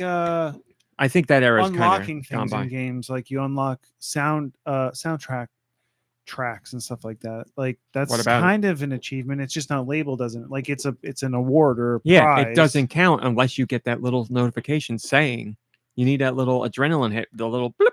But doesn't that go against how you feel about it? Like playing 10,000 matches to unlock something, you wouldn't like that. Like you don't want that, right? Or that's your whole point is I shouldn't have to make it to some arbitrary goal just to unlock something. No, that's baked into the game. I don't mind that. I like actually accomplishing something in a game to get something for the game. I feel is fine, but playing 10,000 matches to get a little badge that pops up that says you've played 10,000 matches and then you get like a gamer score. So here's the difference, though. You're gaining something by getting soundtrack tracks or something with a trophy or just an achievement tag. That's all you're getting. It doesn't actually give you anything other than a label. Gives you bragging rights, right? But so you're okay with playing a game, you achieve something and it unlocks a feature or a little bonus. Yeah, that's fine. That is better. But what if you really want the bonus and you don't want to play 10,000 games of it to get it? Then you don't get the bonus. Yeah. And you're fine with that. I mean, it depends on what it is. Like, it shouldn't be like play 10,000 matches and get access to a new game world. Like, that'd be crazy. Or if it was like play 10,000 matches and get a new colored hat for Ness, I'd be like, all right, whatever. Like a whole new game world. I'd be like, I want to play that stuff, but isn't there some stuff that's like that though? Like, yeah, it's video games. Like even Kirby in the Forgotten Realm or something. Like you have to get enough stars or whatever, don't you? Like some of them you have to like collect. That's a game mechanic that's been around since the beginning of games. Super Mario. Like there's stuff that I would like to try, but I'm not good enough to even unlock it. Yeah, like Double Dragon 2. If you select easy, you only play the first 3 stages. If you select medium, you go to the 7th stage. But if you want to beat the game, you have to put it on the hardest level. So guess who's never beaten the game, son? Yeah, that I tried recently with Is it available where you Traditional can, where save. you can rewind it? and Oh, stuff? I've never tried with the traditional save. you go. Obviously, that would get me there. Yeah, I'm against that stuff, and a lot of developers have moved away from that. I don't think content should be locked behind like easy, Difficulty medium, levels, yeah. hard, or anything like that. It but- should be like that other game we played where I played it on easy and didn't even realize it was easy, and I thought I was a game master, and then I came here and talked about it. What game? The Bloodstained. Castlevania, not Blo- Castlevania. Yeah. Bloodstained. that whatever, game was Sir- fun. Tear stains now because I keep crying over Aw. it. Game was fun. Game was both of those That's games good. were fun. I think the second one is on sale right It now. had one or two good songs. The first game has a ton of great songs. The whole soundtrack's good beginning to end. The second game has a couple good songs. Maybe the second one's the one I played then. Yeah, I really love the soundtrack for the first one and the second one. There's the ones that are good in the second one are very good, but there's not a ton of them. So, moving on, we can skip Moving that on. because it happened. That's me. I Moving apologize in on. It's advance Pokemon, isn't it? because I'm sure were watching the live streams for the Pokemon tournament, so you probably know all this already. Oh but yeah. we Thanks. have our 2024 Pokemon World Championships closing ceremony that took place, and it revealed a whole bunch of new stuff for Pokemon Go and Pokemon Unite and Pokemon Trading Card Game and all that stuff. And you can read through that on your own, but I'm just going to parlay it into another top story that is Pokemon related because it's one of I find to be interesting. There's a Pokemon Trading Card Game player by the name of Ian Robb. He was in the semifinals, quarterfinals. He was in the quarterfinals for the Pokemon Trading Card Game, and he was up against Fernando Cifuentes. And Ian Robb ended up winning that match, but the win was overturned. Mm. Why was it overturned? Pokemon Company says it was overturned because of, quote, unsportsmanlike conduct. End quote. Now, what is the unsportsmanlike conduct? I have a video of it. Did he grab his junk and say, "Collect these," or gotta catch them? Gotta catch these? Well, you know what? I'm not going to say. I will put the video on the Discord as well. For those of you hanging out in the Discord, gotta during the catch this podcast. pocket monster. No, There you go, Discord people. Now you can see it. And for the people at the table, just go into Discord.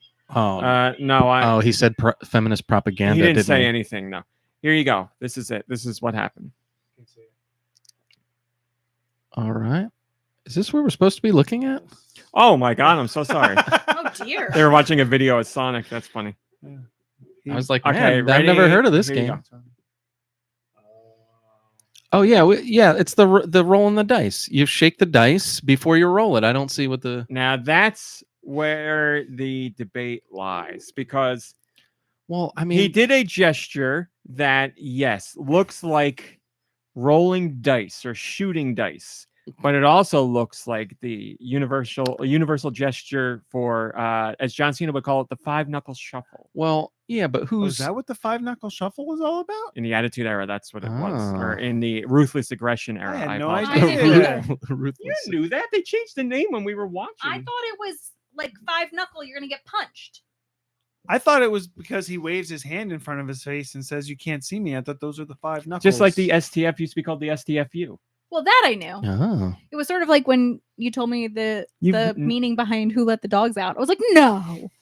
so But anyway, forgive me. Did that That was about gesture people happen dog sitting. after he won? Like he won, and that was his celebration was to do that, or my understanding is that was at the end of a round, at the end of a win. Yes. So Okay. I don't know that Ian Robb has commented on what he did, but was it an obscene gesture or was it a dice roll? I don't know. I guess it could be seen either way. Only the Obviously, person who did it. Well, knows. obviously he's not Poke- really rolling any dice at the end there. He's just kind of shaking them but up. that's it. He could have won the game with like a chance move. Like he played a card where it's like it's a Hail Mary or whatever the situation is, and he ended up winning it. yeah. Then he looks to his team or his friends in the crowd and he's like, dice roll. I could get that. Yeah, but he just doesn't let go of the dice. Well, this is why I think it's dice. That for would two have also made reasons. it worse. For two reasons, I think this is a dice roll. One, there's no ball cradling, and two, look at how high up the dice is. I'm sorry. He's sitting on the floor. He's not. He's at a table. Maybe I have to see it again, but I think his arms like up here. So, I mean, who's that blessed? You know what I'm talking about? No, maybe I have to watch it again. I don't know. It seems like he'd have to have a really long dice roll. All right. The way he's doing it to me, that looks like the 5-knuckle shuffle to me rather than a dice roll. Look at that. Yeah, that's what I think. Oh, it's definitely not. I'm just being I'm just being Nikki Hill's advocate. This is definitely. It's not. That's a jerk off. The face he makes too with it. It's the face. The face gives away. See, I didn't want to say anything about the face because I felt that about the face as well. I mean, maybe he's just dancing. We've seen people dance like that. And what's that move called? He must be dancing to jizz music here. No, I'm saying at some Yeah, it's a big events we've seen, like it's all over the internet. No, I've never seen a dance like that. No? Yeah, no. Usually never. it's two hands. definitely just is a fue. that or man. esta He does the two-fisted. gesto. It's not that quick though. No. His is. he's just dancing. Maybe he's dancing in celebration. Yeah, it's inappropriate. That's not, So what's that's your no real dice answer roll. though? Do you think it's a dice roll or do you think it's No, the not at all. inappropriate gesture? He ain't rolling snake eyes. You know what I'm talking about? So we don't know what's going to happen, and there's serious repercussions for this outside of the loss because depending on how far Pokemon Company takes it, he's been given the L, so it's in the record books as a loss. But depending on how far they punish him, if it's a full disqualification, he would lose out on prize money because he was in the semifinals, and people in the semifinals get 20 grand each. So he could potentially. It didn't be look like missing a out. semi to me. He could be missing out on 20 grand depending on how they rule. So it's serious. If son of a bitch bastard. Also not called finals in that, right? It's called climax. The semi-climax. He could be called losing a out on finish, serious I money. think. But if he's like, it was a dice roll. There's no way for them to be like it's clearly can't- not. yeah. So I don't know what happens here, but it's an interesting story. I would nonetheless. say the face gives it away more than anything else. Really, Here's the other question because I don't know anything about it. that it's not a move in Did Pokemon. he win with a risky move? I don't know. That's like that would be the ultimate thing, right? Like, oh, it was a dice roll. It was Well, a when dice- you're in the semifinals, and you're in the grandest stage of them all, every move is a risky move. Are so- they now? I don't know anything about what it looks like when they are playing. Are they talking crap back and forth? Like, are they allowed to talk to each other, talk crap, or is it not like that? And I don't know for sure. If I had to guess, I would imagine Pokemon Company is like trash talking. You're out. Like kind words to your opponent, shake their hand or whatever. All because that. why yes. would you, unless you had a previous like issue with your opponent, why would you do that? Especially if you won, like because I think 'Cause he's a in jerk? the excitement of everything that's going around, you forget that there's cameras and people watching. I think Yeah, that's just the there's only thing. that, and you could lose Also, yourself in a please, moment. no I feminist agree. propaganda. It might not even be directed at the other player. Like we don't know what if it is the obscene gesture. He could have just forgotten himself in a moment and done don't it. He even does think- it all the time with friends whenever they pull like Yeah. a certain move or whenever they do a certain move. I I don't don't think know. it's against I don't his know. opponent. His opponent's probably sitting at the table that he's sitting at, right? Yes, So he's he's off to clearly the looking side. at the crowd Yeah. doing something for whatever. Yeah, so I don't know, but it's an interesting story because the guy could lose 20 grand from it. Sticer says, "What an amazing picture for the story, Raw Meat. Pikachu has never been so shocked." Thank you. I I put mean- all of 30 seconds into that picture, but I am proud of it. Here's the picture if you want to see. That's Sonic again. oh man, What? It's a Sonic video. Got him. Sorry. Well done. Someone was saying something. oh I'm yeah, sorry. that's what happened. I get rules exist for a reason, and it's when it comes to something like this, like only the person who did it knows why they did it and what Yep. their intent was. And it really, at the end of the day, when it comes to like Pokemon Company and Nintendo and their reputation, you can't tolerate like There is even that if too, the yeah. poor guy didn't mean to do that, they have to do. Pokemon, Something about more it. like Strokemon. Whoa!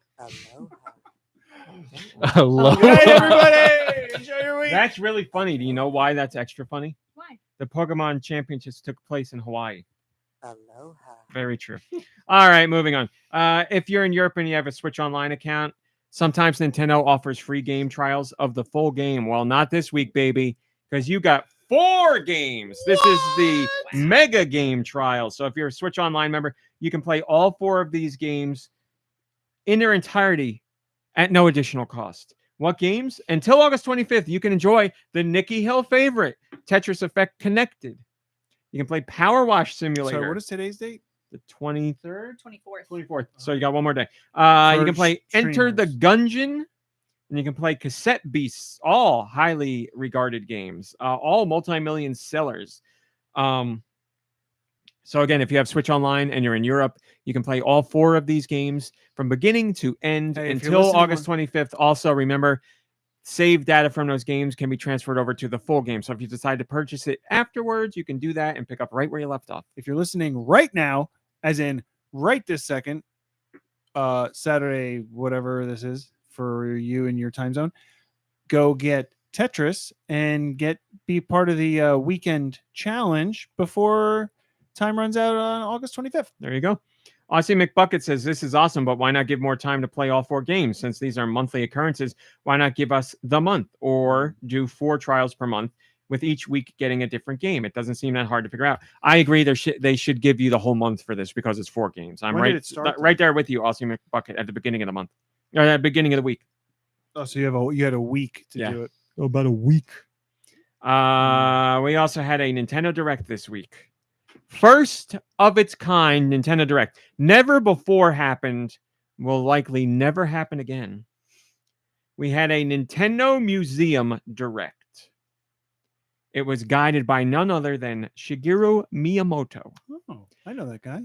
It was a 10-minute Direct where they walked you through the soon to open Nintendo Museum in Kyoto. Not a very big museum then. I don't get it. Took 10 minutes to get through. Gotcha. It opens October 2nd, 2024. We found out the date during this. But yes, it's a guided tour by Miyamoto. It's a great, very Nintendo style tour. It's just a lot of fun to watch. You got to see the one floor is like Nintendo's game history. And it's a big circular thing where you walk through the NES up to, I think they went all the way up to the Wii U 3DS. So no Switch in there because the Switch is still ongoing. Is it like a real Astros playpen where what's that? Astros Playroom? Thank you. Is it like a real version of that where like all their things are around and it's kind of like a museum. It's a museum. Yeah, it's a museum where all like the systems are there and they're showing games and they have glass cases that show you all the games Nintendo put out on those systems for each year. And then they also wax figurines playing the games, like people dressed up in 80s clothes and wax figures. And no, but they have rooms that are made to look like the eras of when these things existed, and you can go in and play games in those rooms. So it's like a fake living room where you go in and play. They also have displays for all the stuff that Nintendo did that wasn't video game related. So like all their actual toys that they made, their baby toys. strollers that they did. After the Love Hotel, you're going to need that baby stroller. Come on, more. Like a copying machine that they did. Like it's photocopying butts at the office Christmas party. Next, the bottom floor has an interactive area where you can play this like you get like a special tablet where you play a game that involves walking along the floor and like leaving notes for people. It's very Nintendo. They also have the rooms that I talked to you about where you play their games or their toys set up in an area that look like when they came out. They also have an interactive shooting gallery because Nintendo used to do arcade shooting galleries. They took over older failing bowling alleys and turned them into Hogan's Alley, like light gun arcade studios, and they made a new one of those where either you pick up an NES Zapper or a Super Nintendo Super Scope, and they made a brand new game where you're playing. It's either 12 or 16 people play it all together, and you're all shooting targets of. It's kind of like Hogan's Alley, except it's with Super Mario characters. Is it the orange Zapper or the gray Zapper? It is the orange Zapper. Miyamoto chose the orange Zapper. Oh, really? Yes. Wait, like the length of a bowling alley? Will the Zapper work that same way? I guess so. It doesn't really. Nintendo didn't do it and like build the guns the length of the bowling alley back. They like moved it up halfway to do that. Okay. But yeah, you play this game and then it scores everybody. Blah blah blah blah. They also have rooms where you can play classic games on classic systems, but with a catch. They have made giant controllers for this thing, and you have to play with other people. So one person does the directional pad, and one person does the A and B buttons. They even have. I'm not a big fan of reboots, but I think it's time we get a big reboot. And instead of playing the keyboard, they got to play an NES controller There you go. together. Tom Hanks, we're looking at you. They even have Wii games where they have You giant. could probably play the Robert Loggia character, right? Is that Robert Loggia? 'Cause now that he's older. They have giant Wiimotes where one person controls a Wiimote for the forwards and backwards action, and one person controls a Wiimote for the left and right action. So you still are motion controlled gaming, but they're giant. And Miyamoto played one of the games with somebody else who's at the who works at the museum. So you saw that you get a little like card, like a pass, like an entry pass that has your Mii on it that stores like virtual currency and stuff for all that you all the games that you play there and all that. So it keeps tally of what you're doing. Also, there's merch store with exclusive merch. There's a cafeteria where you can snack away. So it looks awesome. It's like I said, it's a 10-minute video. It looks really great. It's very Nintendo. So it's cool to get a look at that. Very demure. Very demure, very mindful. You got to get tickets in advance because obviously the thing's going to be swamped, but it's the website's open. You can go check it out. Mr. Koi says, this literally opens 1 week after my trip to Kyoto. Miyamoto hates me. I'm so sorry, Mr. Koi. Reason to go back. So that was a cool little direct. Josh, you hear that? Josh, I think I hear something. Don't look at this now. Hey, be quiet. I think I hear something. Circana. Circana is correct. Josh is set in his ways. NPD. NPD.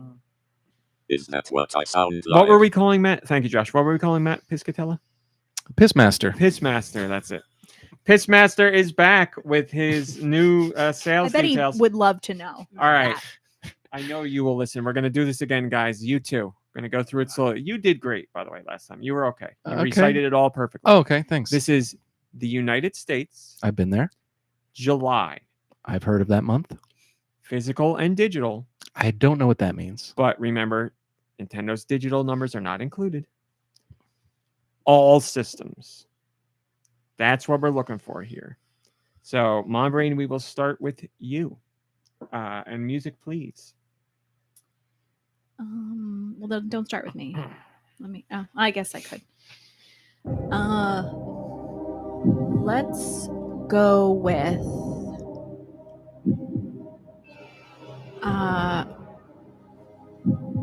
Minecraft. The lady guesses Minecraft, and you are correct at number 5 for the month. Nikki Hill. We move Call on of to- Duty, whatever. Call of Duty, whatever, is number 4. Yes, you are correct. On to do. E-Ring Elden R. E-Ring Elden R, yes, number 3. DLC. DLC bumped it up big time. Yes, Mom Brain, back to you.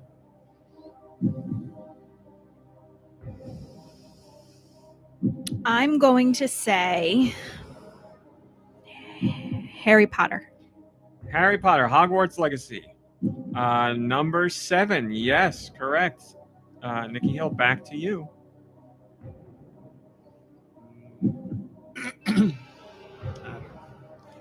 GTA 5.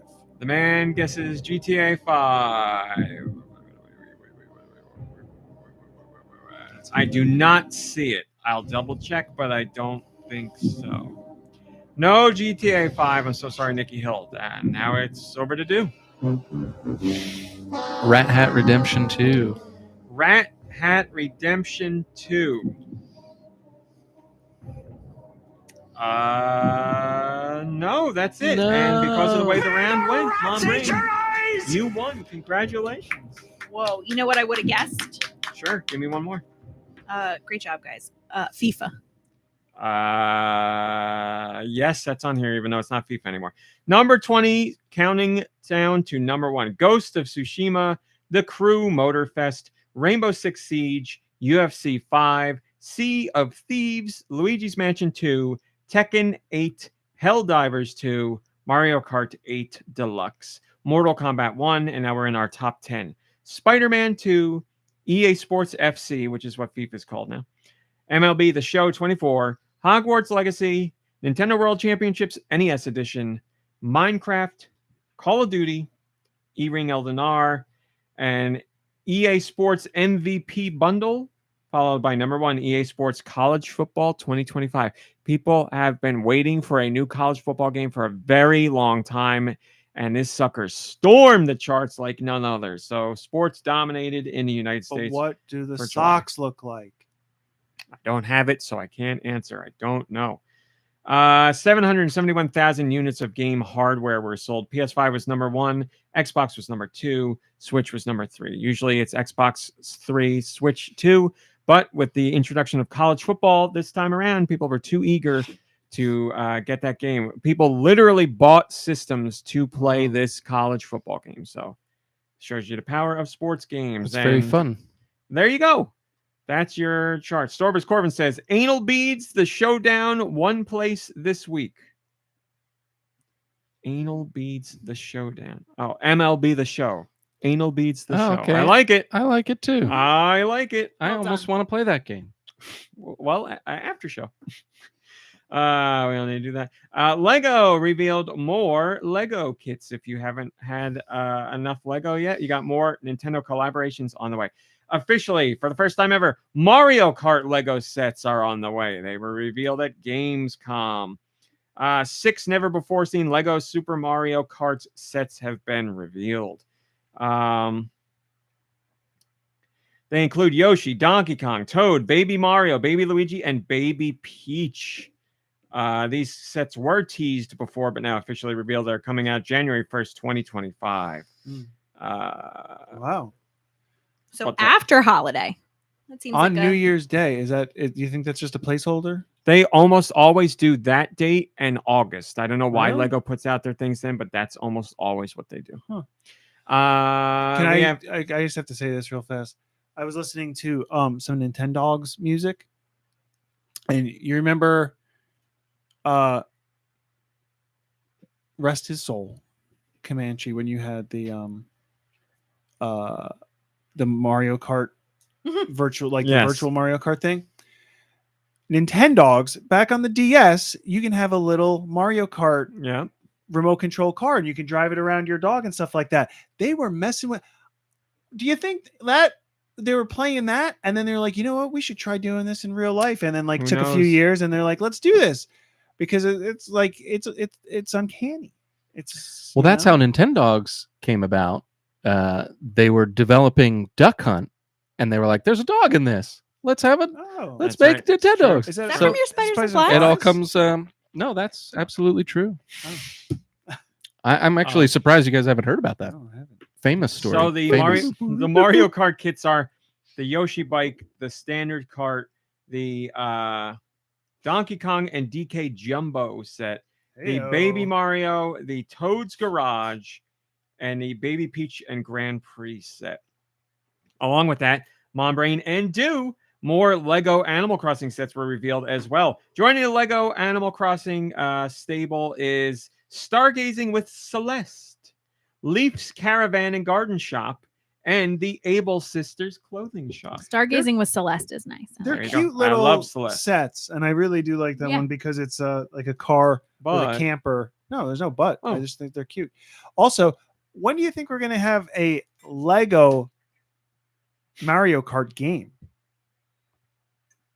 That'd be When- pretty when cool. do You you crash and Legos go everywhere. Like the fact I that don't there's think like Lego Nintendo would- Star Wars and I Lego don't think franchise. Nintendo Lego would poison the well franchise. like that. But wouldn't that be zany? They already got Mario Kart's their biggest franchise ever. I don't think they want to do They that. really missed the opportunity in Mario Wonder to drop one of those Wonder Seeds, pop one of them in your mouth, and it turn into Lego.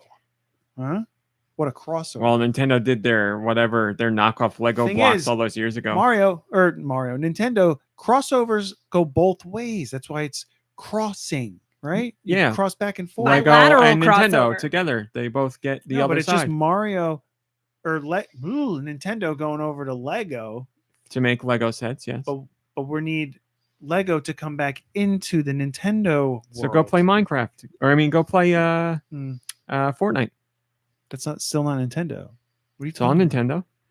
It's on a system. I'm talking about this. Come on, you know what I'm talking about. I know, and I said, why would they do that? It's their biggest franchise ever. You don't want to make a main installment with Lego I'm just in it. playing in my brain, man. Just chill. Did you get Lego 2K Drive? I pitch off another piece of therapy. got one right here. No, pitch off a bigger piece because you're freaking out. Did right you get Lego 2K Drive? now. No. Well, you're part of the problem. Okay. Because Nintendo's like, look at Lego 2K Drive numbers. Nobody bought that game. Why are we going to do anything? Because there's no Mario Kart. Nintendo. No, I'm not. I'm not doing it. I know what Because you're you doing. know and I'm you're not doing it. wrong. I am wrong. Yes. Pinch me. North America. What do we got this week? Let me tell you. We got Animal Zoo, The Forgotten Land, Anime Girls, Lady Liberty. Report on that, Nikki Hill, or no? Just keep giving us the games. My favorite type of zoo is an animal zoo, actually. So I'm looking forward to that game. Arcade Archives, Not the Knuckleheads. old zoo? Second Argol, favorite. Kronos Castle. As per my last email. Ataraxi, Chicken Party, Animal Farm, I love chicken parmesan. Colorizing, Crypt Custodian. I got a crumble ad on this thing. Elemental Cube, Farewell North, Korean Drone Flying Tour, Jeju Island 1, Lost in Heart of Chernobyl, Survival, Magnus Trilogy, Mika and the Witch's Mountain, Model Style Dress Up, Pixel Retro Drift Arcade Car Racing, Powered Platformer Bundle, Puzzle Master, The Ultimate Challenge of Wits, Quack Jump, Quiet Mansion 1, Ring Sculptors, Ring, Rise Eternal War, Run and Jump Guy, Sam and Max The Complete Trilogy, Shadowblade Night Symphony, Sky Airplane Racer Flight and Fight Simulator, Soko Penguin, Stumble Guys, Supermarket Manager Simulator, Tales from Toyotoki, Arrival of the Witch, Thermonuclear, Underground Station, Vern, The Shape of Fantasy, and White Eternal. Steister says, me when North American releases, sleeping emoji. Me when Nikki's sweet releases, starry-eyed emoji. Well, speaking of that, So sweet. Thank you. What are the next European masterpieces? Let's find out with Nikki's sweet releases. Quick question: are they starry eyes because we're asleep and dreaming of, it's nighttime and we're no, sleeping? the eyes are open. Oh, okay. And it knocks. I bore Steister so hard they fall over, knock their head, and You they're know, Full Nikki Hill, bore. take the damn compliment. Full bore. Europe. You get games this week. This week of August 22nd, the year of our Lord I believe 2024. They're called masterpieces, not games. Mm. And these are what's coming at you. And lucky me, the first one has a bunch of letters that I can't put together. El Renteros Wanderings. Yeah, Is that that's close right. enough? Yeah. Great job. Oh, here's another one. Argol, Kronos Castle. And here's another one with a bunch of letters. As per my last email. Very good. Great job on that one. You're just reading. I'm trying. At this point, I'm it's trying. That is It's reading working a bunch fine. of letters. It's working all right. You're Asphalt gonna hear it again. Legends Unite. Not my fault. It's asphalt. No, stupid. Yep. Ataraxi. Ataraxi. Ataraxi. Bizarre. Bizarre. Here's That's what I one. was thinking. Castaway. We are castaways. Uh, Ahoy there. Chicken Party. Animal Farm. I love chicken parm. There we go. I thought that would get a lot. No, everyone ignored me the first time, so I didn't think anyone Ignored you. I enjoy liked Animal it. Farm. Oh, okay, well, thanks. I put my hand up for you to do it again. Well, that's why I was surprised that you put your. That's just what I'm I liked saying. it. I 'cause, liked it. you know, thank you. Colorizing. Okay. Is that like a different? Is that how Europeans say coloring? Don't know. Breaking news: Ted Lasso will return for season 4. Oh, look at that. Oh, great. Cooking. That's the game. It's called Cooking. That's the game. Cup Killer sandbox game.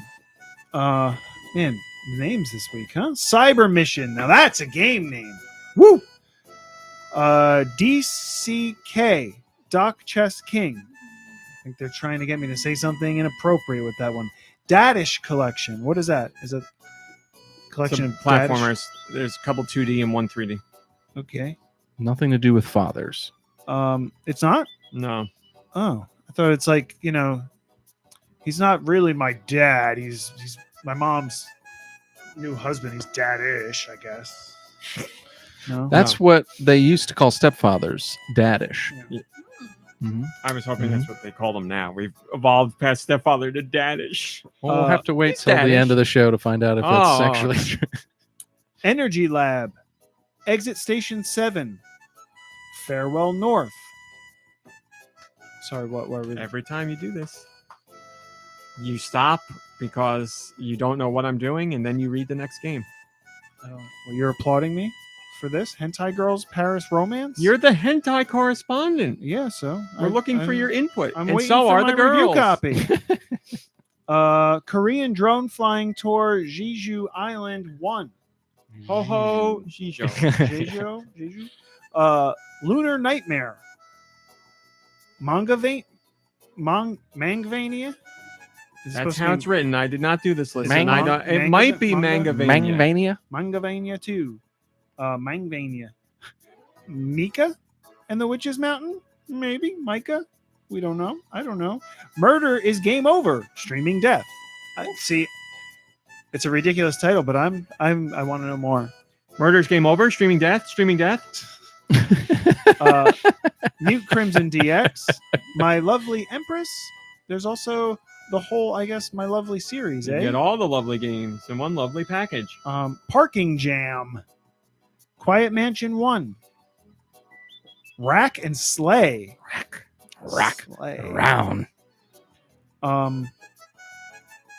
Rewind or Die. Horror Sheesh. PS1 aesthetic Man, game. this Blockbuster is really strict with their rules. Used to be Be Kind Rewind. Now it's Rewind or Die.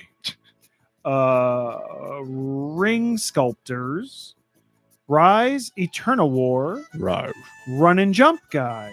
Sky Airplane Racer. Flight and Fight Simulator. Oh, we have a Flight and Fight Simulator. Doing both, yeah. Sky airplanes are my favorite type of airplanes. I used to like ground airplanes, Yeah. but now it's sky. Once you saw what a sky airplane could do. I couldn't believe that. Right? It's It's unbelievable. like one of those videos of like this is I'm just repeating what my child said. I used to like sky airplane, or I used to like ground airplanes. It's like a but now I poorly- really love It's sky. a poorly translated video.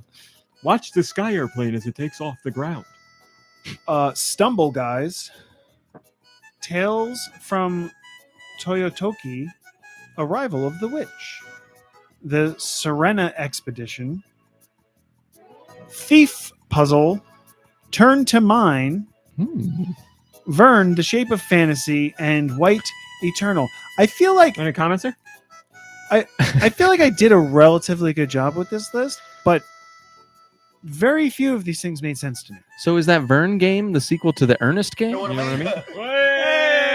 I love how we were all waiting for me to make like a bad joke about it. I stopped myself from doing it the first time, and the second time it's like You I were like, can't, "This I is can't, I so gotta do it." stupid. It's not going to be Nope, we funny. gotta do it. I'll let Dude Nope, do it." Nope.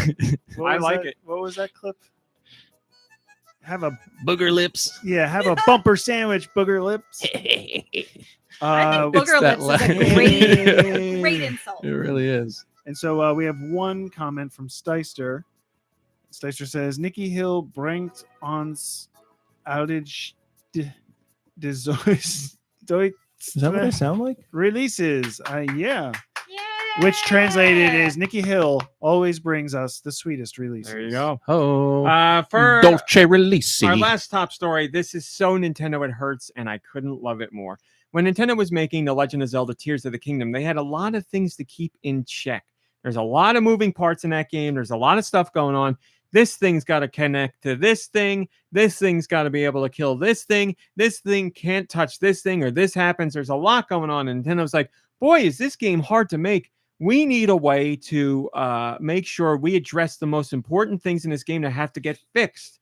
And any normal company would be like, sure, let's hop on Slack and make a dedicated Slack channel, or maybe Discord they would do, or Teams, Microsoft Teams, any of those. Well, not Nintendo. They decided during development of Tears of the Kingdom, in order to keep things flowing and help them make sense of the game, they built their own social media platform for use within Nintendo. This is why my rumor section at the end of the show is so great, because you might believe some of them. You know what I True. mean with this crap like Ting. I love it. They didn't name it. Oh no, they did name it. I was just joking with my name there. Oh, they didn't call it Ting. I said Tingle, Tignl, Oh, that's brilliant. because drop the E. T-I-N-G-L? You said T-I-G-N-L. Tingle. You said T-I-G-N-L. Oh, sorry, Tig. Which would also be funny if you T-I-N-G-L. still called it Tingle. No. Yeah. So at the Computer Entertainment Development Conference in Japan, two of Nintendo's employees talked about building the game, and they were saying how things were so hard to keep track of, and to help things work. Or to help things come together, Nintendo worked on a virtual bulletin board system, and they basically built a social media platform that exists within Nintendo that I'm sure they'll use for other projects. But they called it the Rupee Bulletin Board, because if somebody posted something and it wasn't meant to share opinions, it was supposed to be like, this needs to be fixed, this doesn't work, I think we need to fix this up over here, blah, blah, blah, blah, blah. If other developers agreed with what was being said, you could give the post a rupee. So then people would go through and say like, oh my, this has 78 rupees on it. We got like, this is great. something everybody agrees we got to work on. Yeah, so I could buy some bombs with so this. it would cause posts to rise up and fall down on the social media. So they knew these are the things we really got to go on, and these are the things we're okay with. So And then it got weird when it got political.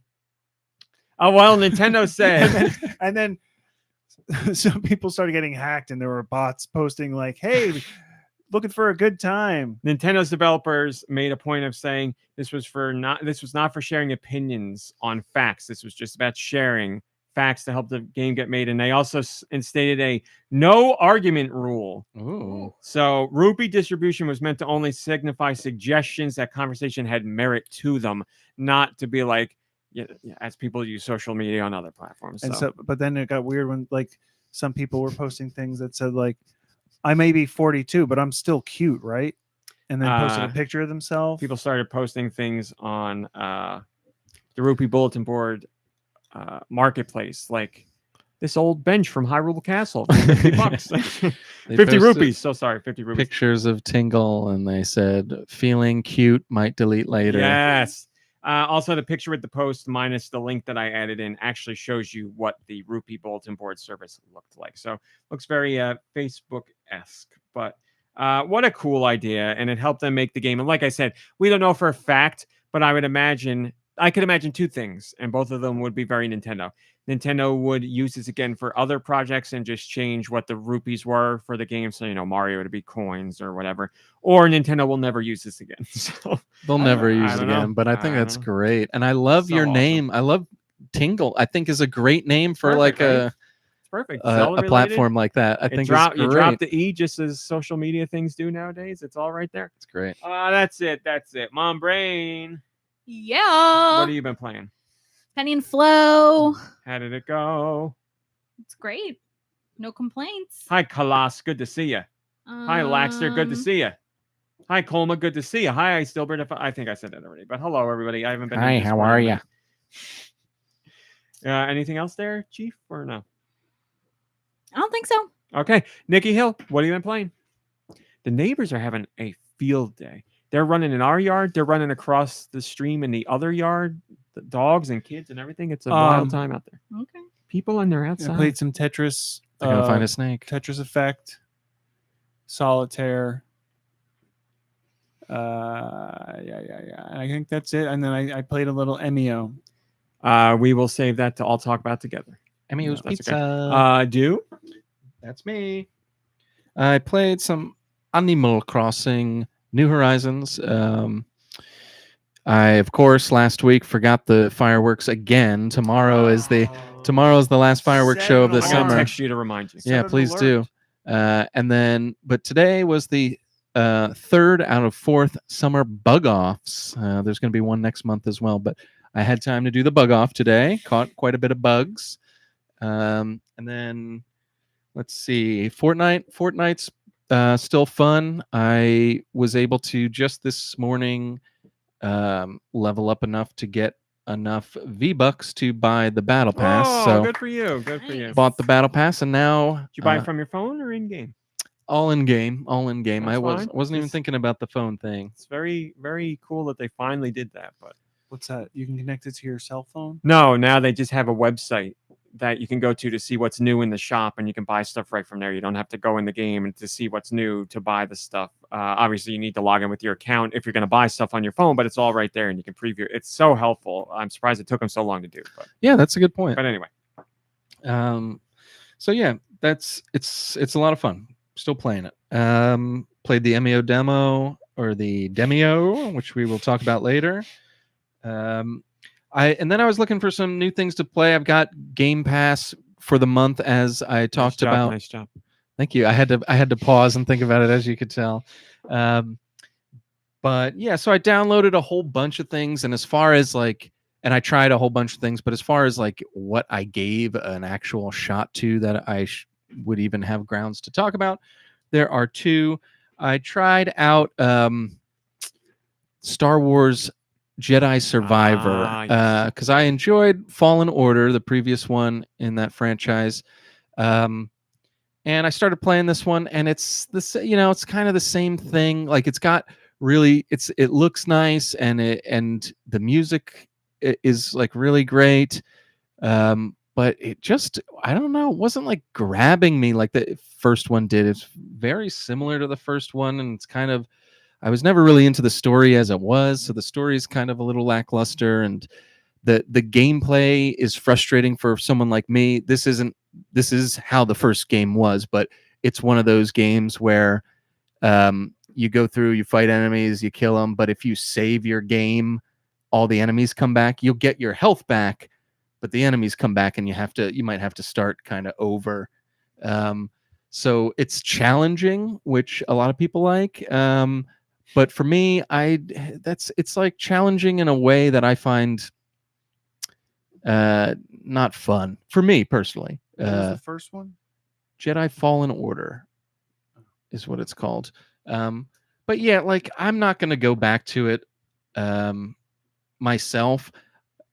I don't think it's necessarily a bad game. It's kind of like the first game, but and there's a few extra stances, and you get like a double lightsaber now, or you could either do double lightsabers or put them together and do the bow staff and things like that. And like I said, the attention to the world is really good, but it's not enough to really excite me this time around. So I haven't really enjoyed my time with it, and I moved on from it.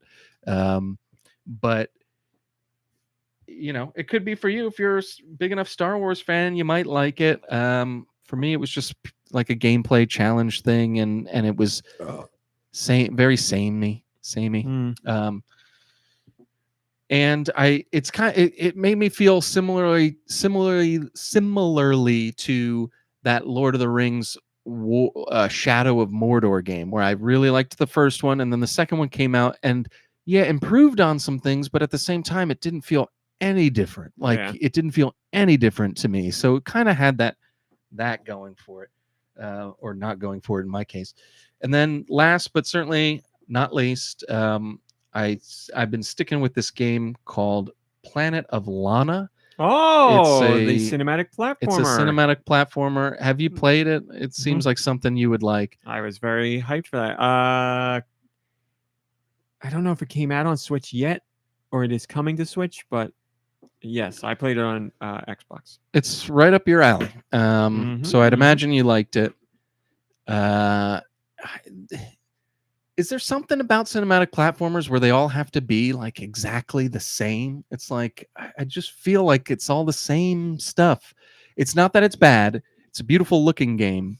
I don't know if it's painted or something. It's just a beautiful kind of painted Switch right now. aesthetic that's really nice. And the music is lovely. And it tells a story without the use of English. Or I think they're just speaking gibberish in it. But exactly what's going on, and you're invested, and it's it's good. I just feel like it feels like other cinematic platformers so far. You know, it's like all the similar kind of things. Like you got a little companion. It's I kind of agree like with a that. cute little cat thing that follows you around. It's not really a cat, It's very but much like a paint by numbers cinematic platformer. I agree so with that. far Not bad, but yeah. yeah, so far it feels very paint by numbers, but I like it. Yeah. It's colorful too. It's not like a dreary cinematic platformer, which seems to be a tendency too with a lot of them. But which I don't mind either. You know, it's just kind of, this is a nice little breath of fresh air. It looks nice. Call me, and, you're right. That's the game. so I'll keep playing that one and yeah, nothing. I like it.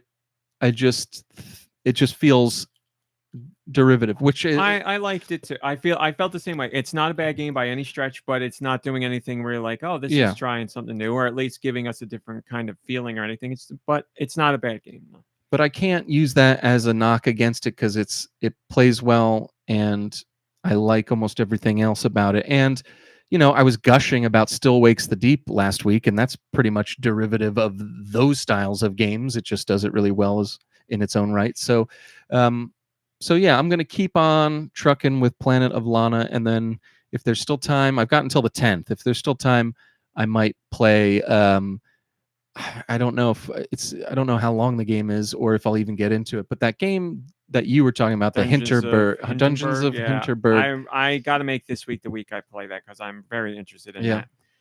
But I haven't tried it. The art style looks really cool, and I was like, this. I almost started that one up, but I was kind of like, you know, the something about Planet of Lana looked a little bit easier to just ease into, and I would agree with that. Yeah.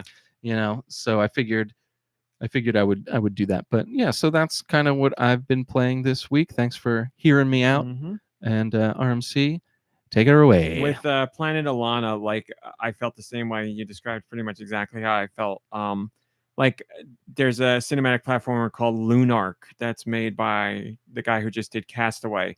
Like that is very inspired by cinematic platformers that I like, but I feel it does things that those don't, and it adds in some gameplay mechanics that those games didn't have. And I like that's an example of a cinematic platformer. I'm like, it's not wildly different, but it is enough different for me to be like, "Ooh, I like this." So, But you liked Planet of Lana. You I liked played it yeah. through, and you I liked it. Yeah, it's not a bad game by any means, but it just not like memorable for the genre. There's certain ones in the genre that stand out, and certain ones that fade into the background, not because they're bad, just because they're not really making a voice of their own. So, but again, not if that's if that's going to be your first cinematic platform, I'm sure you'd have a fantastic experience with that. So, Yeah. but yeah. What did I play? I played very little Fortnite this week. I did play Fortnite, but I played very little. My family, a big chunk of my family is away on another vacation, so that's who I usually play with. I played some with my mom and my other cousin. We had a good time. We just didn't play as much. Played a little bit with Dew, but not too much. Without getting into specifics, I miss playing with friends, and it's a me thing. And I'm going to rejigger how I operate this coming week because I'm very much missing playing Fortnite. Amazon Games CEO says they have plans to develop for Switch's successor. Wow, I didn't know this news. You know where I learned it? GoNintendo. That is really funny. Somebody just retweeted it. Thank you, Quence, for putting that out there. I did not know. I did not know that. So yeah, I want to get more into Fortnite. I played more. Come on, Rami, get it together. Get it together. Playdate. No, I didn't. I downloaded something on Playdate, but I haven't played it yet. I played more Bakaru. I wanted to play. I wanted to get the demo for that. There's a demo available, right? Yep, still there. I forgot to get that. Game comes out the 3rd, so the demo will be there. Man, is that game fun? Will the demo go away after the game? Sometimes they yank demos, but they haven't made any mention to remove the demo right now. That's a good way to test a game. I know, but there's been games that put out demos. I don't think they knew that. Then the games fail. So a lot of no, but it's just like I don't know. Maybe it takes up. It's not forspoken. As a consumer, you always want the demo there, sure. But as a publisher, they're tough to do because there have been many games that have put out demos that have sunk the game before it even came out. So, for right or wrong reasons, but whatever. Bakaru, playing it. I don't really have anything to say over what I said last week, and it's not anything bad. I love the game. It's just a 3D platformer I'm working through, and we're going to have the review this week. I am over the moon about that game. I'm so happy that it got localized. I'm shocked that it did. I know the name. I know the game's not going to sell, and I'm going to love it, and that's my plight. But it doesn't matter to me or it matters to me, but it doesn't impact me because I'm not the company that made it. So I feel terrible for them, but Goodfeel is doing fine. So I'm happy they could do like a passion project like this and get it out there. So try out the demo if you haven't. It's fantastic. And then the only other thing I played this week was the MEO Demio. So did you play the full demo that is available now? No, and you did not either. So I'm the only one that did. I played up until the end of chapter 1. I didn't do did chapter prologue 2. and I one. did finish one. Because You I thought didn't finish. I one. finished one. Okay. Because I thought because isn't chapter 2 the next round of No, demos? it's out now. Came out. They came out all Right. 3 this year. But that wasn't available earlier this week when we started. No, it came playing. out. I think it came out like day before yesterday. Wednesday or Thursday. And I thought we talked last week about just doing the first 2, like the prologue and the chapter 1. We talked were about gonna- doing everything the demo was going to have before the podcast. Oh, okay. Yeah, I stopped. But it doesn't matter because Well, we I'm didn't going to meet let up on Tuesday. We could have talked about it on, the first. I'm going to part let of you two Tuesday. talk about it first. I had thoughts earlier this week, but my brain has erased them. Well, now's the I'm not- time to bring them back up. I'm not loving it. I just think, for me, you know how you have a hard time with characters doing real ridiculous things in movies and shows where you're like, And people in don't games, think and that in way. games. So the fact that By the what- way, we're going to talk about the demo in detail. So if you consider that spoiler, there's your warning. thing is, for me, it's like there's questions I want to ask that I feel like would be really kind of the first question that comes to mind, or like questions that come to mind like very early on that aren't even an option. And the things that they are talking about, I'm like, why would they be talking about this right now? Like somebody was just murdered. This I is would the love reason. to hear your questions. I don't remember them now. I thought of them when I was playing the game, and I didn't take notes. Sorry, but Okay. there's just ridiculous side conversations, and it's like there's a serious thing that's going on here, and this is what we're talking about. Doesn't seem realistic to me. I'm not playing a game for realism, but it just seems like very far-fetched, and that's just the way it is. If we ask the questions I You- want to ask, You don't mean story far-fetched. You mean far-fetched in that certain questions weren't asked and when you thought they should be asked. I think certain questions could have been asked earlier on. Yes. I also feel like I'm missing out on the more interesting side of investigation. Again, I've only played the first. Well, I got Day. great news for you. In chapter 2, you play as the girl. Oh, Mm, now it makes a little more sense. You actually play as the guy and the girl, and you do both sides. And then in chapter 3, you play as the dead body. It's a Mur- quick chapter. Dead Simulator. Okay, so that makes more sense. I knew you had that complaint. I'm sorry, I'm not going to get to that just yet. Well, when I played the demo and I heard about what the lady detective was going to do versus what I was going to do, I was like, I want to do what she's doing. That's what I'm but saying. You do that. That's what I'm saying. I was like, this is kind of a ripoff. Like Well, that seems like that's the our exciting thing. fault because we thought we were only going to play as the guy. So, but you here- don't- Well, I mean, in our defense, they did have us name our character, the guy, and not well, the girl. yeah, it's so still you, but you get at least in that regard, you take on both sides of the case. did you name your character Raw Meat No, Cowboy? I named him Kevin. Oh, okay. I did go with Kevin, and it's like disconcerting during it, like when they're like, because stuff happens and they're like, "Oh, Kevin called me," and I was like, "Oh, I don't know, Well, if I like this," but well- I didn't want it to be Raw Meat or Trash Boat I for was like a gonna murder say, mystery. yeah, like the police chief or whatever calls you by your last name, and Yeah, I thought yeah, it would yeah. be funny if he was just like Cowboy. Cowboy. Eh? Yeah. We got Cowboy on the case. Don't worry. Yeah. So But anyway, that's, go ahead. That's just, I mean, that was my biggest gripe. That I feel like there's just things that could have been asked that we would have gotten to like the root of things a little quicker. But it's not a TV show. It's not a real interaction. It's a game.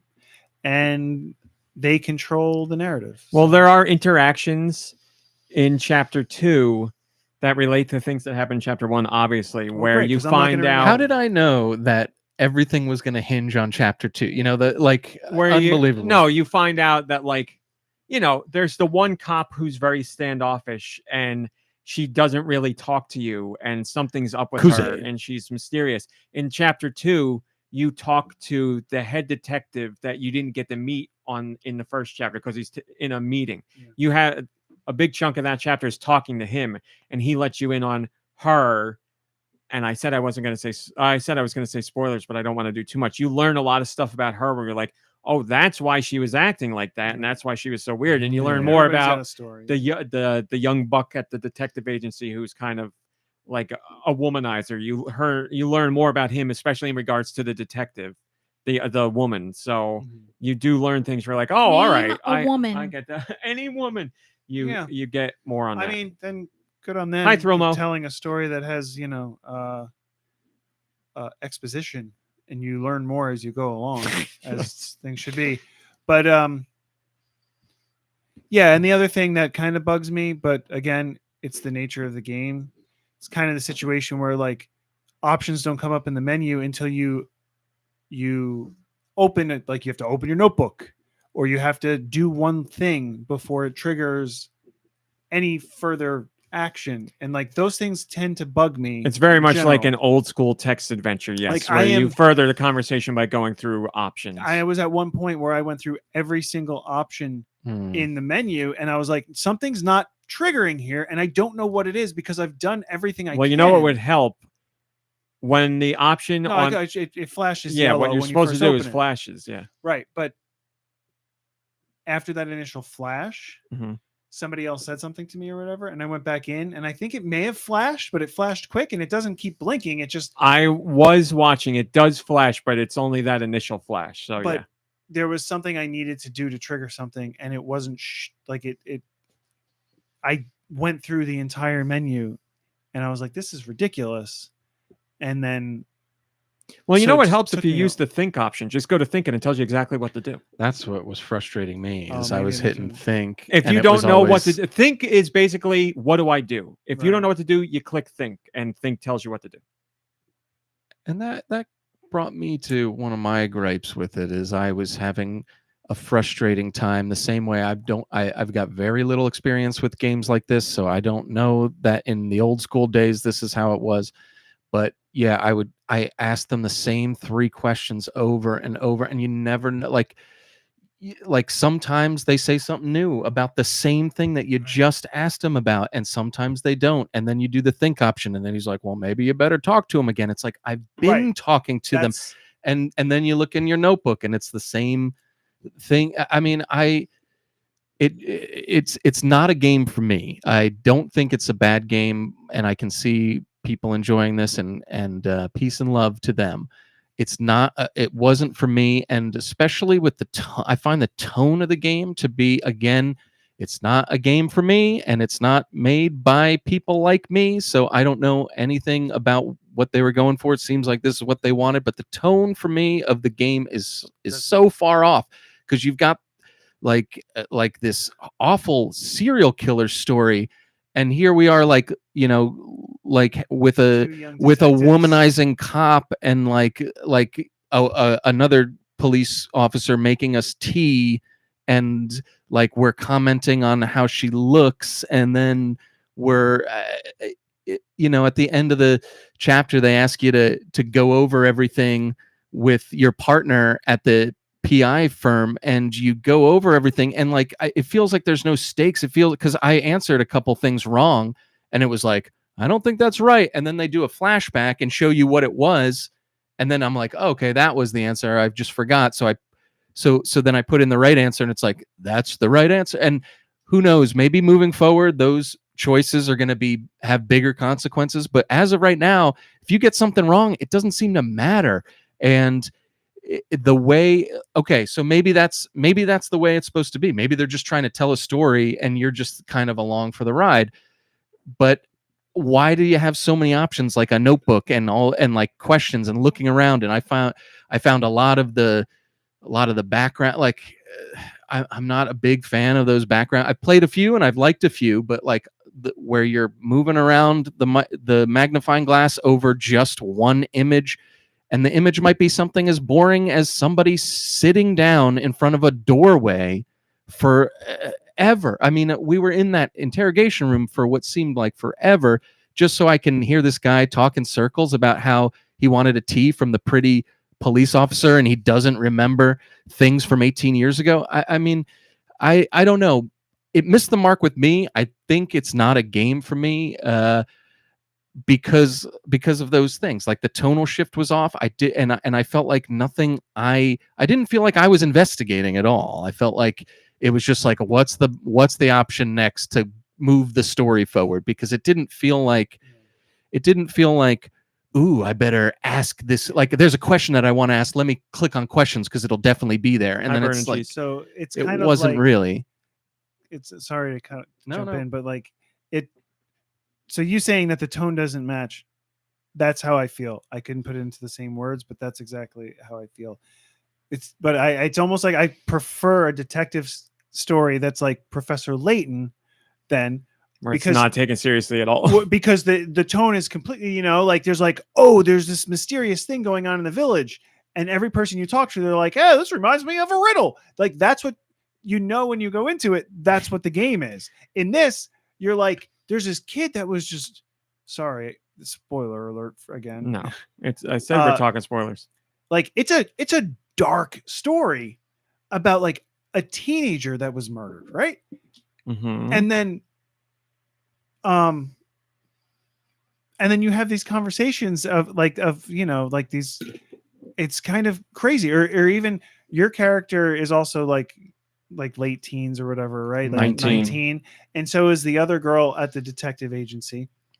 And you're both, and she's like, this is exciting. We're on a case. And it's like, look at what the case is. Take a second. Think about this. This is dark. Have some respect for the dead. Yeah. And there was also something else that didn't seem to line up, but I think I was put in my place very early on because they said it. It was just like, if this is such a big case 18 years ago or whatever, how do people not remember it? And then you find out later, like there's a reason for that. So it's just like, okay. Yeah, they delve more into that too in the second chapter. But so it's not like a detective story like we'd expect. I mean, this is, for the content, I'd expect it to be much darker than it is. And then it is just, you're kind of, everybody else has the facts. They just don't know it yet. So it's a matter of getting them from everybody and like piecing it together. So I don't hate it. It was a little frustrating for me because of the whole menu thing. And like, I was sitting with the guy and I'm like, I'm plumb out of ideas. I got nothing for this guy. I can't ask him anything. And then I did think at some point, I remember doing that too, where it says think, and it's like, maybe you should talk to him. And I'm like, and I talked to him and he's not saying anything. He's just saying the same thing over and over. And I'm like, well, I'm missing something here because ain't nothing happening. So, well, if it ever says anything like that, maybe you should talk to him. Then it's whatever the top option is. I forget what it says. It's not the outline questions you've already done. It's the one that's like, hey, I have a question, or hey, I'm bringing something up to him. That's whatever that, I forget what that one's called. I think I kind of started getting into a little bit of a groove there, but I'm also the type of person that like when there's that picture or like, a backdrop and there's a magnifying glass, or whatever, I'm clicking on everything and it's always coming up that there's really nothing. This game is very good about not making you click around and try to hunt, which is kind of what I would expect. It's like to big do picture for a things, detective story, like a car. Well, you wouldn't know, because like it's either one end or the other. Either like you look at the car, you look at the people, you look at the mysterious sign, and that's normal stuff. Or like, those other games where you have to be on exactly the right pixel, and it's like, oh, what's this little hidden needle back what was here? That game we played? Right. Yeah, I don't remember. Dungeon. Now, I mean, that could happen in this game so far. In the 2 chapters in the prologue, it hasn't. But that it's more of like you look at something that's obviously out of place or a sign you want to read, or you're getting like the lay of the land, and that's pretty much it. So I can see why they're giving you such a robust demo. Or not by robust, I mean like a lot of the chapters, because if I had just played the prologue on chapter 1, I mean, me personally, it's not a game for me, but I am going to keep going, and I don't. I'm interested in the story. Like, I like the serial killer aspect, and I'm interested in the story. I'm not crazy about how it's being presented, but I don't know. I like. If it's a Professor Layton ending, I'm going to be very upset. Like the serial killer didn't realize he was killing people. He just thought he was putting a smiley Well, let's face save on. future anger for when we actually know those things. But, Keep your anger to what you know now. But yeah, it took me a while. Like when I texted you guys, I was just kind of just getting into it, and I was not happy with the I game. didn't Well, I- I mean, I'm all you needed surprised to you do was continued. send that text, and I was like, "Oh, he's having a bad time." I couldn't even. I don't know. Like I guess I was reaching out for somebody to like maybe tell me their opinion about it, but I forgot that we only do that on the podcast. So I didn't say any more because I was like, I got your text, and I was like, he hates this game, and I'm like, I'm not going to go about why I like it because that's just going to make him more mad. So I'll just say I like it. And I thought you tried it, didn't like it, and you were done with it. I Yes. didn't realize you went back to it. I had to go back to it because I was like, well, the worst thing to do is go on the podcast and rip it apart and then have RMC be like, you didn't even finish the chapter. So I was like, let me give it a fair shot and finish the chapter, and then I'll be more informed, and I will feel better about giving my opinion. And yeah, I just don't. I think I understand what it's going for. I think it's just that style of game is not for me. It's the, like I said, the tone is all off. It's very colorful and it deals with dark themes, Right. and like the dialogue is a lot of it's like very cutesy and like I don't know how else to. No, that's 100% it. I don't know how else to describe it. But I think, they're going like they're doing it on purpose. Like that's what they want. And I think if you've played the previous games or if you like games like that, you would like it. But it's just a little out of my wheelhouse personally. And I'm trying to be fair about it because I know, that's just how I feel about it. Doesn't mean anything. After that chapter 3, it's going to be a good or bad game at that point, and game over. So it's not paying for it after the demo. There's chapter 2's out, and then chapter 3 is going to come out as a demo chapter as 3 well. comes out like today or tomorrow. And then no, at I that thought it was point, like the 27th. I don't know. And then at that point, it's buy it or don't. Gotcha. Bye or bye bye. So between prologue chapter 1 and chapter 2, it's about it's like 2 hours and 20 minutes worth of content. So that was I don't the know other how thing. much the next one We will be. commented on it last week too. It does make sense that they release it in pieces because they are kind of like, it's long, and you'd expect a demo, you play it for like The an second hour chapter or is something, and longer than you're the through first, it. yeah. But they're kind of guiding you through it a little bit. They're pacing it for you. The second chapter alone is longer than the prologue and the chapter 1 combined. It took me about like 80 minutes, 85 minutes, something like that. August 27th is chapter 3. Yes, at 6 p.m. California time. So not surprisingly, I played it and I really liked it. I completely agree with your gripes about the system mechanic wise, like how you control it. I mean, it doesn't bother me because I've played a billion games like this. I've played a lot of games like this. You agreed with me? I Just agree with now? you that the It feels nice. how you go through the menus and do that stuff is Don't get used to very, I think the best word to use is cumbersome, but like I have played a bunch of games like that from 30 years ago, so it doesn't bug me, but I completely understand it not clicking with people today, certainly. So The only I get reason it doesn't bug me like horrendously or whatever is because there's other games where you're actually moving around and interacting with multiple characters, Mhm. and like there's like a trigger event somewhere else, and then it's like traversing back and forth, and you have to trigger something.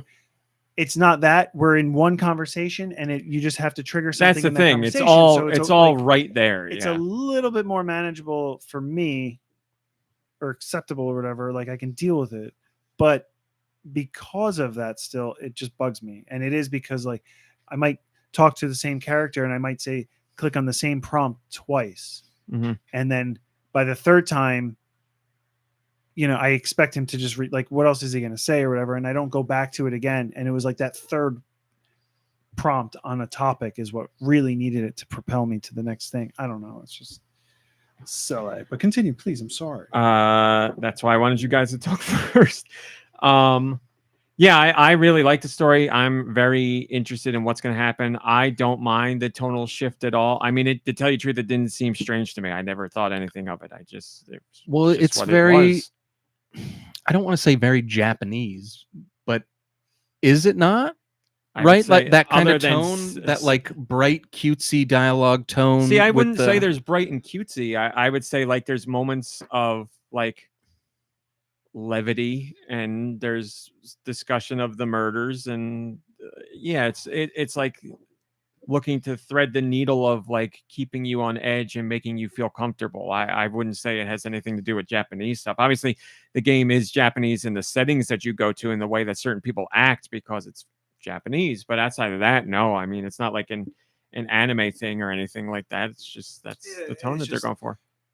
It's like a similar tone to Psychonauts, if I had to say anything, because Psychonauts deals with very dark topics and very like emotional issues and trauma, and then it'll pepper in like moments of levity and humor and like light conversations. It's it's either it's gonna be your thing or it's not. So I'm not saying you're wrong. It's just for me, I enjoyed it. It's just like a main story point or like main cutscene interaction, whatever, to see an interaction between two characters that just seems like, I guess it's going to become an issue somewhere down the line, but in the moment, it's just like the younger cop and the yes, like I said, when you talk to the detective at the place, he explains their situation in detail. Yeah. So you're like, oh, I get what's going on here, and then it even no. The T officer and the other guy. Yes, yeah, you get all you get when you go back to the cop the next day or to the police station the next day. You talk to the head guy and you get a ton of backstory on that hotshot really cop. Enjoys his tea.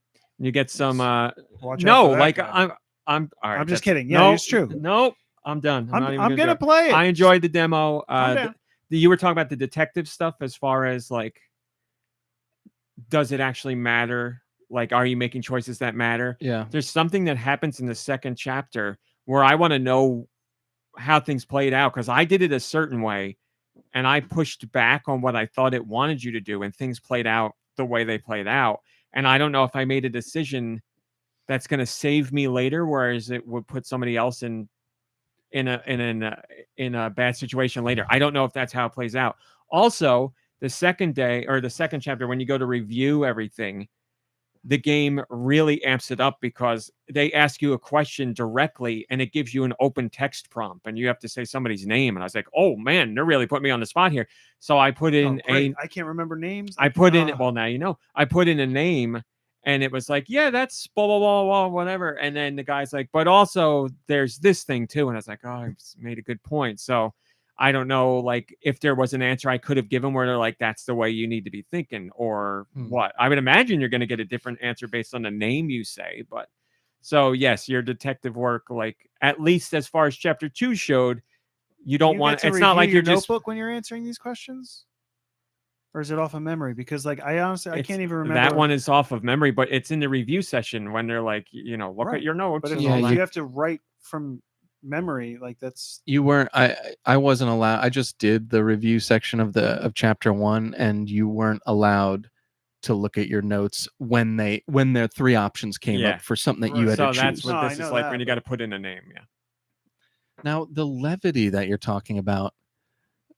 Where was it? Was it in like the sexual comments about the police officer? Or no, was I don't it about mean levity as in like funny. I just maybe I should say lightness, moments of lightness. Where I was ready to cancel the whole game. It's not like I guess that's what I meant by cutesy. I know what you mean then. Yeah, it's just they're having, but that's what normal conversations. I mean, look, there's a lot of lecherous Americans too, but like I feel like that's a Japanese kind of trope thing where it's like, oh, the awkward but sexual deviant guy See, is like, making comments, and then this I'm really it's like, oh, you grew up, red cheeks, and this I'm really shocked by, because like what's in there, it's very clear that he's like, I don't want to say like a horn dog, but it's very clear that he's like, right. know, But who acts guy's like that?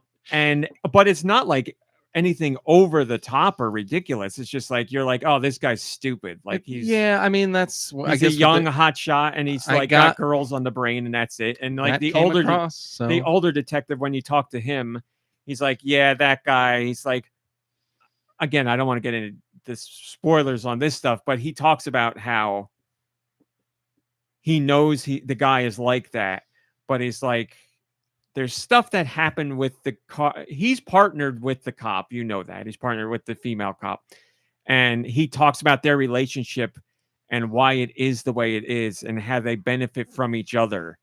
And he says something along the lines of like, I know he is what he's. The guy's like, he's tough to take. I know he's tough to take, but he's like, they did this and these two did this together and they play off of each other well and whatever. So you do. It's not like that happens and everybody else thinks everything's normal there. Like it's a conversation, and you're like the detective in the police station brings the guy up, and your character is like, I don't want to talk about this guy. He's a weirdo. So right. it's not like it's not addressed, but it's not like,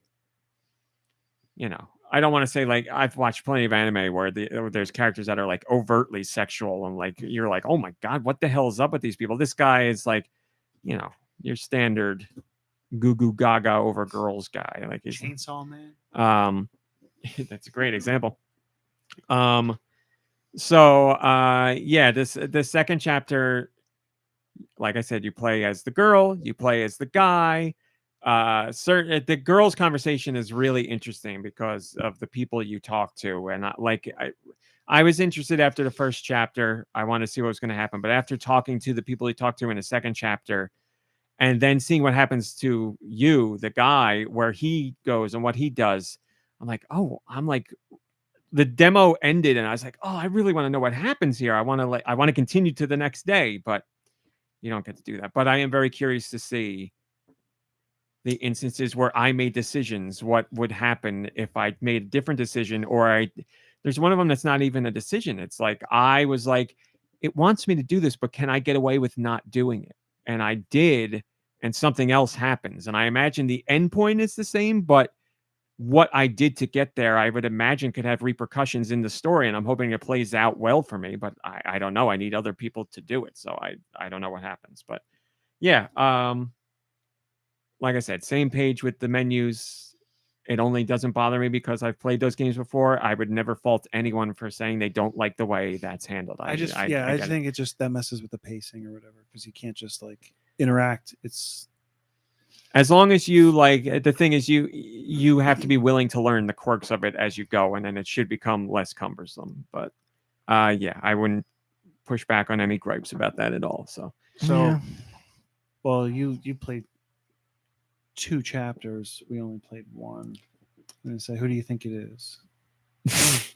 I don't know, and I'm not going to say. I don't have enough information. I can tell you after chapter 2, I have a lot more questions about one character in particular, and another one to a lesser degree, but I don't know if they're just doing that to make me think something's up. I don't know. I don't. You learn some details where you're like, oh, why didn't they tell me this? And then you talk to that person, and then they're a little cagey about it, but you don't know if the game's just screwing with you or if there's something to it. It's very clear the game's going to put you in a position at some point where it's like, who did it? And you're going to be like, I don't know. So, I think we're probably going to find out, because you play as the 19-year-old young detective. You're probably going to find out that you're the killer, and you were the serial killer when you were 1 year old. That would be the only stumbling block. So that, I mean, I could understand you forgetting you did it back then. But look at Halloween, Michael Myers. That kid, but you watch a flashback and you see he's wearing a trench coat because he's standing on the shoulders of 3 other 1-year-olds.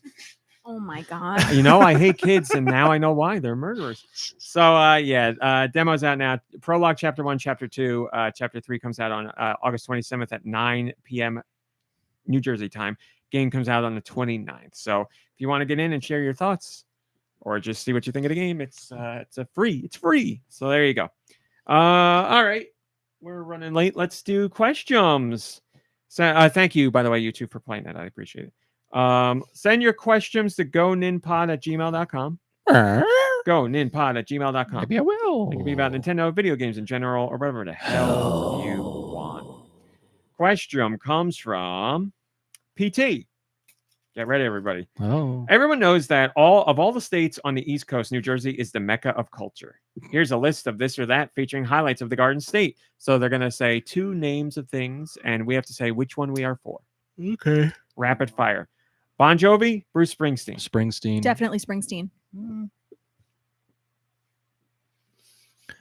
Springsteen. I dislike them both, so no answer. Whoa. If I chose that answer, not choosing one, You have to pick one. You would ride me for another hour. He would have let you Give because an that's answer. what he would've- wanted I to would've say. let too. you. All You right, want what- me to pick one? No, what's the next If it was two? something that No, he liked, What's he the would next might. two?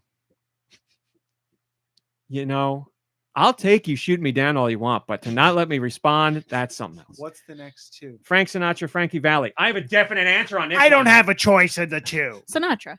Yes, Sinatra. Although I do like singing wax sculptures. I like Sinatra better from like an artist standpoint, but I don't know. He wasn't great as a person. The doo-wop culture I enjoy, but And Frankie Valli like makes me cringe.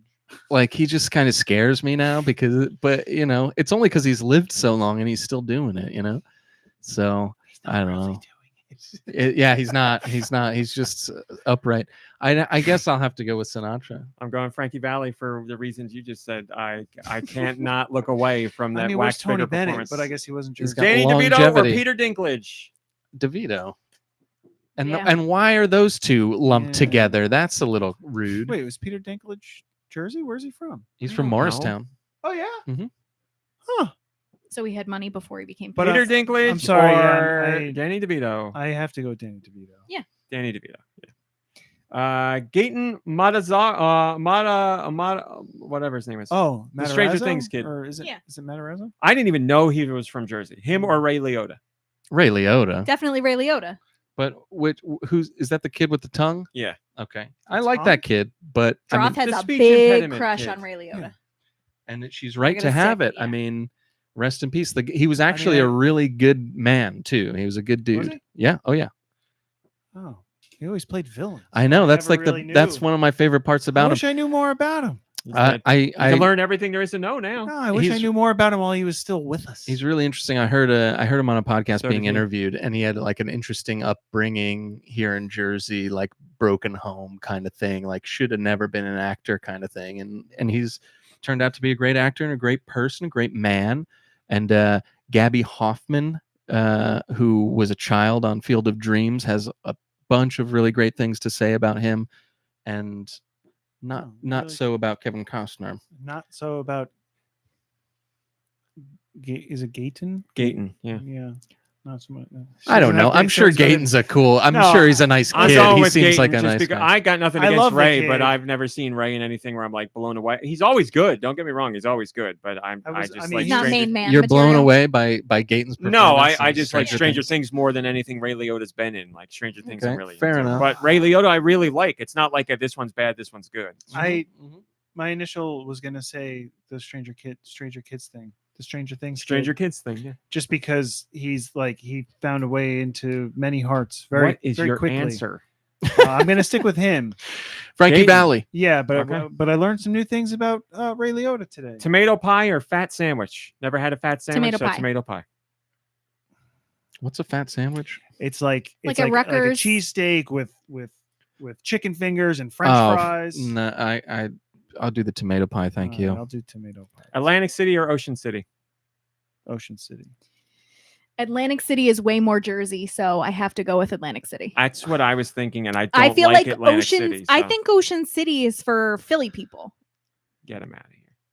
Yeah, I mean, Atlantic City's We're not from that far Jersey, either. baby. They're And you're they're not. one. Yeah, they're one beach away. From I'm each going other. Atlantic City as well.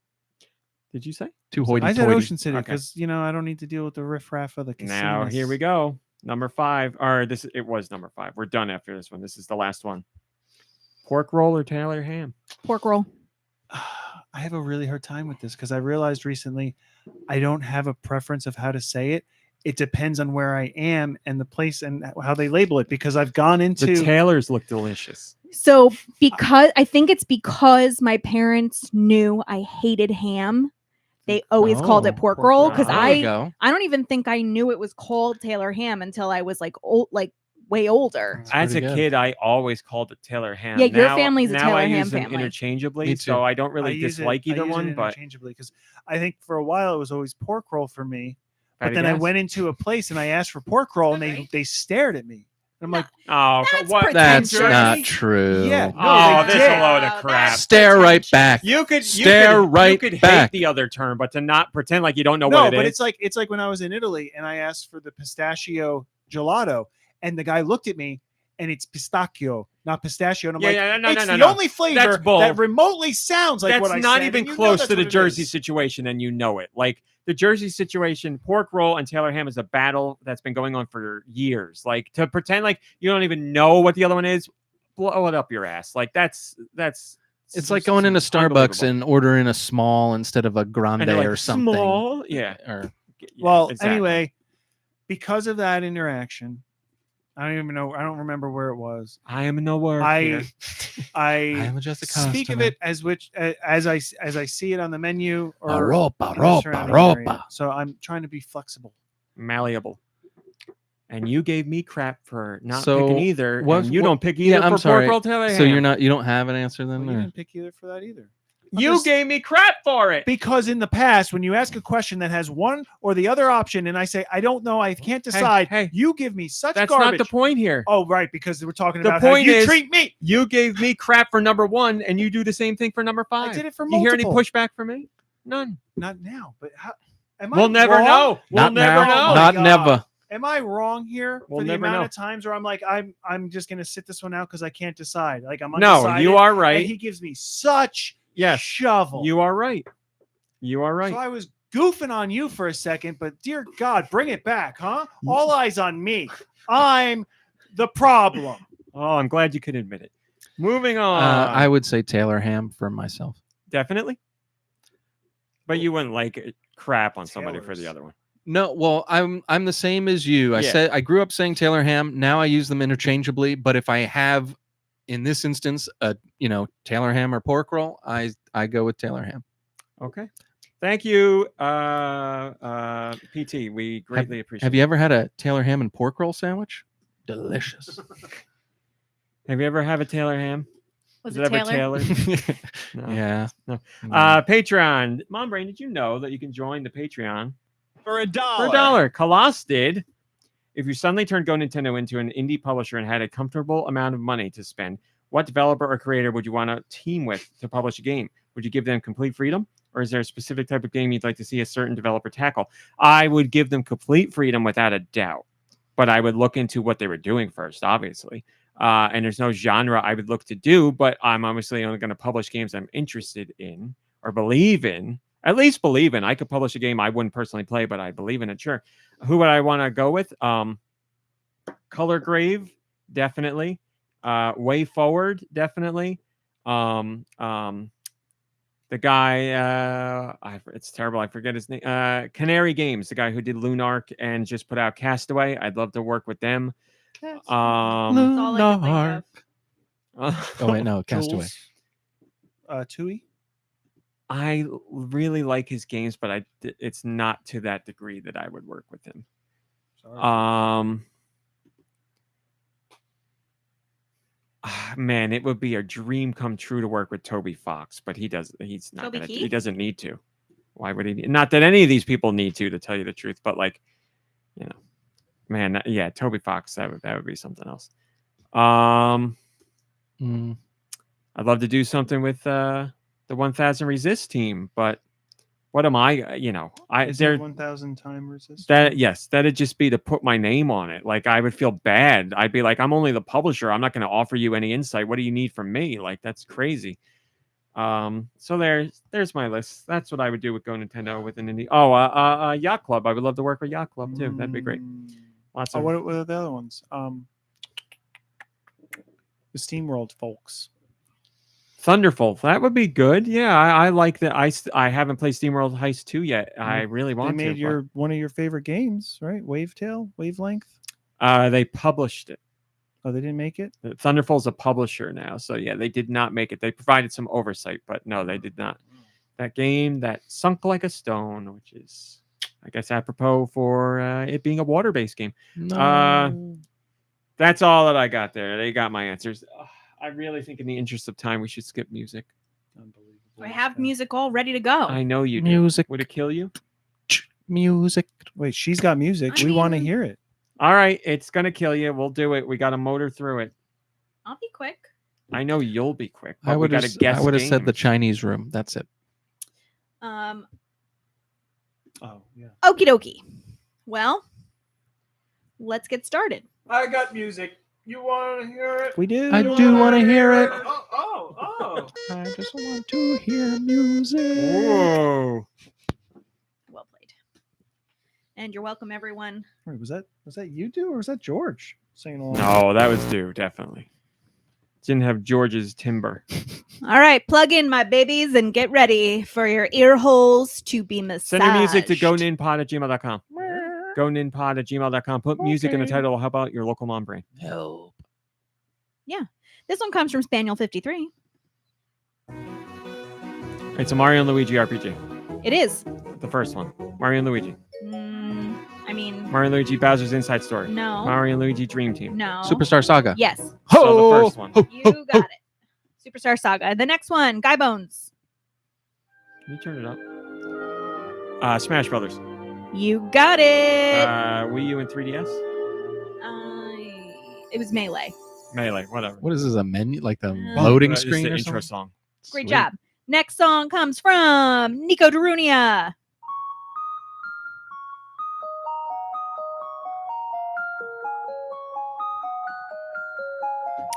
Why does it seem familiar? Little Nemo. Finding Was it Nemo. GBA? No, this isn't GBA. Switch. Ay. I know it too. Yeah, I know it because I remember thinking it made me sad, but I don't remember why. 1,000 times resist. No. Wait, you guys don't know? Meg's No guesses? Monster.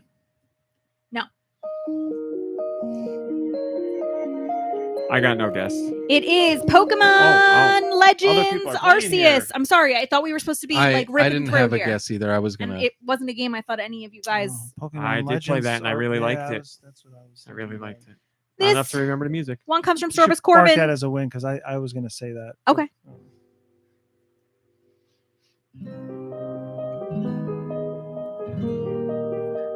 Guacamelee. No. That's Dungeon. No. Is that the name of that game? Oh, not anymore. I don't know it now.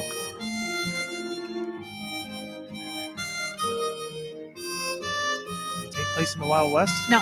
No Cowboys. I'm a cowboy. I'm a bad cowboy. Take place in prison. I got nothing. It's really great though. Are you a hobo No. with a bindle? No. Do you have big dreams, hopes, and dreams? Maybe. Big hopes and dreams. It does sound hopey and dreamy. Are we done? Are we- Yeah, I got nothing. Yeah. Yeah, I got nothing. Overcooked Oh, would have never on the got that. Switch. Yeah, hopes and dreams, and getting this restaurant back in order. Not hopes and dreams, but cakes and pies. This one comes from No Blades, No Bows. Hold on, let me just turn it down in case.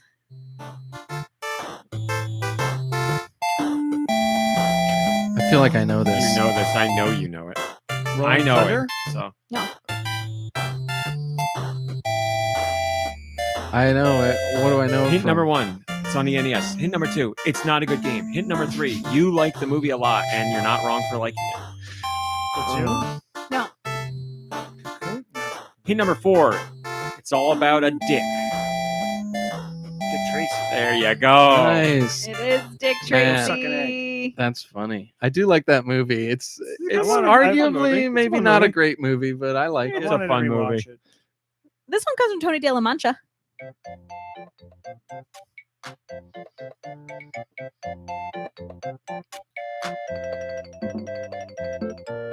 I like it, but I don't know what it is. This feels like an interaction or a mini game, like inside of another game. It sounds like it wants to be made by Nintendo, but isn't. I agree with that. I really agree with that. I don't. I mean, I'm inclined to say it's Nintendo, but I could be It's wrong. like if Nintendo Be- and Bonk were together. It is. It does include a main character, like a main franchise character. Well, you almost said Mario, From so it's Nintendo? Mario something. Yeah. I Mario don't know what Rabbids? Mario No. spin-off this is. No, this has to be like Super Nintendo. It is Super Nintendo. Mario Paint, Mario No. Master. Is there like a reading with Mario, or That's not. Mario is missing. Mario? Is there Mario's Mansion? Nope. Oh.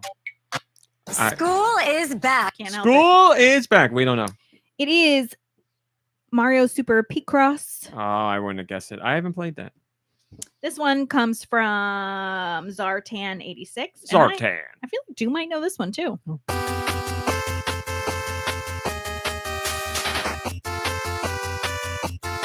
Oh, RoboCop. Yeah. He's a robot. He's a cop. oh, Yeah. He is a robot. He is a cop. Before it got to the and Robo, he's RoboCop. before it got to the RoboCop theme that we sang, all I could picture was that aerobics instructor clip from the internet where it's like that really Oh, yeah. long clip Oh. where they come Banana, out and they banana. do like all their Nice. Banana, Yeah. banana. And I can't hear someone sing the RoboCop song without hearing Lube singing it. Yep. nice. And he would want it no other way. This one comes from Porpoise Muffin.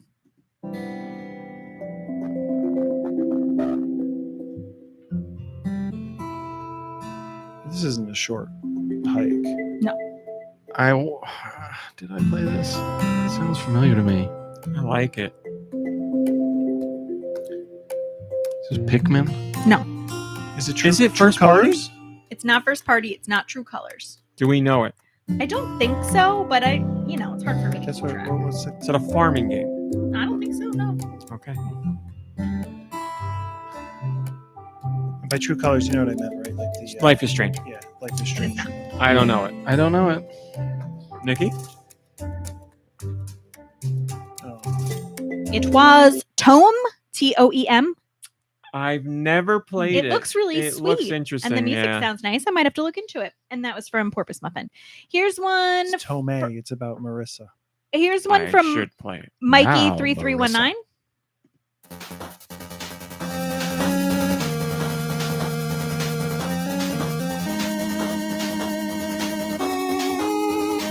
What company is this? Come on. It's right there. Is it Capcom? I don't think so. Is it Konami? Ultra?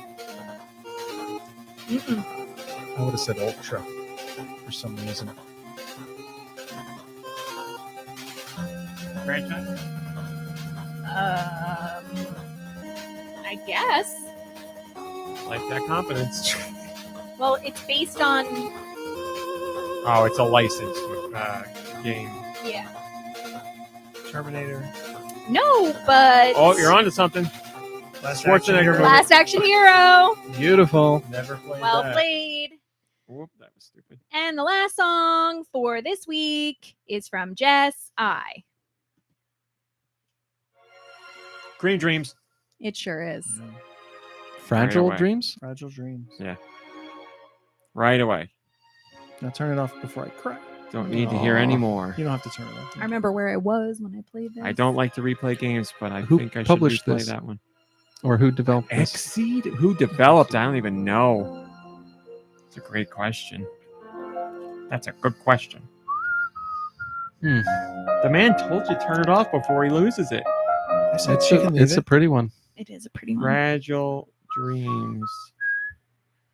Let's see. Published by Exceed. I had that right. Developer Namco, Bandai Namco, and Try Crescendo. Another one that people wouldn't try. All right. Well, that's it. Definitely. I can't imagine we have anything else, so I'll just end the show. Well, here. imagine again, baby, What's going on? because I love you. Dues Views. It's never news. Rumor of the week with Dew Michaels. Wow. Ladies and gentlemen, you didn't think we'd have one this week, but we did. My spiders and flies came through, and they brought me a rumor directly for you. And I'm going to share it right now. Oh, actually, there's a little note here about this week's rumor. It says that this week's rumor is not a rumor at all. It's a true my story, God. baby. Oh True my story. God. Mark it down, people. Mark it down. Wow. It's Day a and red date. letter A true day. blessing. So, ladies and gentlemen, we were talking about that Pokemon tournament earlier today where that guy, what was his name? Oh, I don't remember. Yes, that guy where he The did 5-knuckle shuffle guy. he did the 5-knuckle shuffle and was disqualified. No, he He was had given a his loss. He had his victory revoked, yes, and he may lose He his and prize Rob. money. That's correct. Well, what the camera didn't catch was off screen. He was looking at his very good friend Charles Martinet, and he and Charles Martinet have a secret handshake when they go to the casinos. That's With- definitely the kind of They handshake you do keep the secret. 5-knuckle shuffle and then like a rolling of the dice. So when he won, he looked over at Martinet, gave him the Martinet face, shuffled, but we didn't get to see that. But on top of that, Charles Martinet was fired from Mario's voice because they knew about this 5-knuckle shuffle thing. So it's been a whole Oh thing my Wait. God. months and months ago. Yeah. Oh, yeah. You blew A the long lid time off of ago. this festering. A long time ago, they knew about fired him this. in the past for But- something he would do in the future. They kept him on as an No, ambassador. No, well, he did it back then. That's why he was fired. But they kept him on as an ambassador so the story wouldn't get out and then maybe permeate and ruin Pokemon Company's tournament, which is actually what happened. But you could argue that maybe it wasn't ruined by the participants, but by the companies themselves that are restricting the secret handshake. I love that it's a handshake. Well, I mean, like, you could, here, like, I can't do give me- that on give stream. me Are you like kidding me? Later. how could we turn that into a handshake? You can't turn a jerk off gesture into a handshake. It's not that. Here, you do the Here, handshake. give me this hand. It's this. Martinet's got this side, and then they go. Like What are a, you like a, Precisely. I don't That's shake exactly it. left-handed like that. we did it. Thank you so much for shaking my hand. Oh, that's it. All right, everybody. That's all we got. Thanks for watching. Thanks for listening. We will see you next week. Goodbye, everybody. Goodbye. Bye, everybody. Goodbye. It's a long one. There was something after show, but it's gone. You guys got anything after show? Anything you want to talk about? Anything you watched? Anything you read? Anything you thought? Anything you did? No, I haven't, Colma. I should do that though. I want to. I watched Furiosa on Oh, Max. yeah, I watched that. That was pretty I good. Finally got through it. It's a long one, and every time I sat down to watch it, like You fell asleep. something happened for me to get up. Like my dog needed to walk, and then I got a phone call another time, and I don't want to just ignore phone calls when I get them, and so Well, at least you can pause movies. and then I fell asleep probably one of the times. But Mm. Yeah, I don't know how I feel Furiosa, about more it. like Boriosa. Whoa. Yikes. I liked that world, and it was good to see a little bit more of a fleshing out of the world. I mean, there wasn't that much fleshing out, but there was more Which than you is- normally get in like a Mad Max which movie. is strange that there's not fleshing out because it's like a 2 hour and 40-minute long movie.